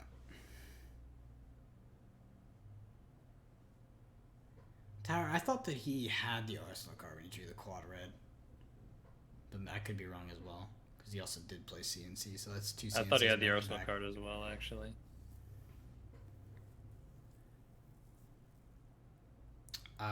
Doing a little audit of the life totals here. This is why I want that app too. Look at that. It has a little audit log in it. Did you see that? You have to pay monthly for that app, though? Yes, terrible. It doesn't sound worth it to me. Yeah, it's quite nice though. I'm telling you, man, get the one I have. It's beautiful. And it's free. No ads, no nothing. I use a free one as well. Alright, so... Man, the hand really... Like, I feel like the Kano's hand... I don't know. The thing about Kano is there's always so many lines, but this really feels like a lens turn. Yeah. It really feels like a lens turn. You know, it has an audit log, the old piece of paper. You're right, Tower. I honestly, in anything slightly competitive, I default to the piece of paper, especially if I'm playing freaking Ira, because those Kodachis so important to have on the on like kind of something you can trace back. Yep. Yeah, the writing life totals on paper thing is something that I'm not used to yet, but I feel like I should start doing in preparation for larger events like Road to Nats and Callings. And I think that other players who plan on being competitive in those events should also probably start looking into. I feel like it's very important. Wow. Is that a blue? Or is that Chain Lightning? No, it's Chain Lightning and a Tome. So he's blocking for 5, taking 2. So he still loses his Arsenal here. Wow, I'm so... Or not. Or he just keeps the Arsenal. Yeah, it's pretty good as well, where you just, like, dodge the CNC trigger. Yeah, where you dodge the CNC effect. Should we get Eric in here? Sure.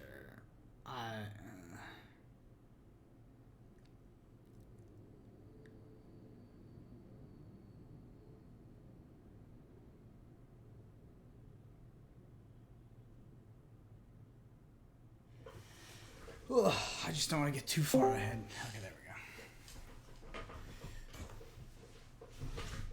we go. Eric, it's Hey guys, hold the game for a sec. Sorry, so the CNC that went through, right? For 2 damage. Yeah, so the Arsenal card for the Kano player would be gone because CNC went through. Yeah. So just you can that's fine. You can get rid of the CNC. I'm not going to do any penalties or anything like that. So just get rid of the Arsenal card for the Kano player and just keep playing. Forked. Yeah, so keep this in mind. The other fork is on the bottom of the deck as well. So he has now a fork in Graveyard and a fork at the bottom. So potentially game losing, but... Okay, you guys keep playing. You guys can keep playing now. Oh, Judge Eric, the lifesaver, man. Man, I've this is the first time, I've actually never called a judge. Well, actually I have. Once for technical issues. But this is the first time I've ever called a judge into, like, the actual stream room. And I think we've done it, like, 3 times today. Yeah. I think it's important that... CNC might count as a missed beneficial trigger. I think that it's a failure to maintain game state, actually. Yeah. But I could be wrong. I think that in the finals of a tournament where, like, a game is being streamed, if we as the casters can catch it and keep everything like correct, then if we can just call a judge and get everything corrected, that's what we should be doing. Yeah, I am interested though in the actual like ruling. Is it affiliate to maintain game state there, or is it a misbeneficial trigger on the CNC? Because like you get hit by CNC and you don't remove your arsenal. I feel like I don't know. Is that a trigger or is that failure to maintain game state? Because like in Flesh and Blood, if you talk about like penalties and like what you have to reveal and what you don't, like I don't know if your opponent has to announce that your arsenal gets destroyed, or if you have to just like it's also on your responsibility to do that. So is this a razor for lethal? Yep. Okay. Yeah. So the arsenal, like losing the arsenal, is pretty bad. But he has an energy potion. Certainly not ideal. Yeah, if Kano helps, but I don't know if it's gonna help that much. Yeah, if the Kano ever kind of steals the game away, like a lot of times it'll be when you have E-pots on the field. Mm-hmm. Kano resources are really important. Yep.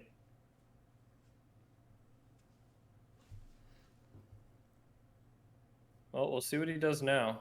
He has opted the top 2 cards of his deck. My assumption is that the Ira player here has a full grip of blues based on the fact that they drew every red card in the deck prior to this. Yeah. So stir. 1 floating, yeah. For the nodes.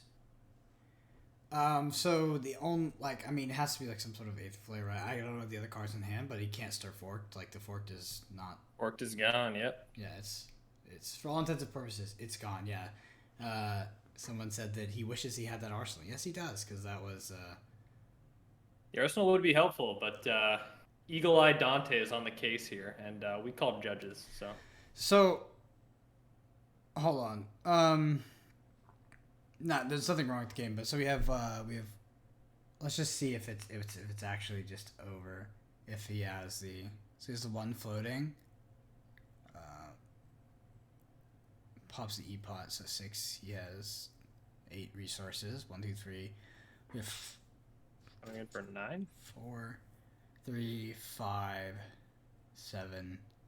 I think he needs 10 resources to do this anyway, right? Or because it's out of arsenal. Yeah. And he ends at 9. So he's one resource short on the stir forks, right? That I don't know. He did have the E-pot to be able to pay for.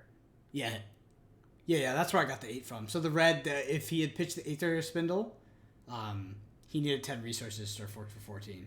Because it's 3 for the boots and like all the pumps. Then it's 2 for the stir, so 5. Then it's... Oh fuck, it's only 8. Either way, not able to get through the razor there with his turn. Aether Spindle didn't quite come in for enough. Nick was able to block it out. And we have a new Gauntlet champion. So congratulations to Mr. I believe his name is Nick Bao. Yep. He's been playing the Gauntlet for a long time. He is one of our weekly participants. So it's cool to see him take one down this week. Yep. And just want to quickly correct myself that, it was lethal. I think if you had the Forked Arsenal. Yep. Yeah, he had the resources for it because the E-pot. So, so that CNC definitely was important. But yeah, congratulations to Nick. Big shout out to Deck Edge. It's our sponsor. Helps us put on these tournaments every single week. Week 14, going on week 15. Can't wait, Dante. Super excited. And there we go. We got an early leave. Big new mistake. Give me 1 sec. I'll fix that. And the top. There we go. There we go. Always have a backup plan. But yeah, shout out to Deck Edge. He's got a Patreon where he sells first edition, unlimited, all at close to MSRP. So check that out if you can. It's pretty tight to get in, but he does open spots specifically for watchers of the FAB Gauntlet stream and also players. So shoot him a message, tell him you're coming from Gauntlet, and you might be able to sneak in for the upcoming Tales of Aria set, where there is 100% confirmed a Ranger class. Correct, Dante? Yes, exactly. Of course. But anyway, with that is Gauntlet Week 14. Thank you so much for joining us, and we will see you all next week.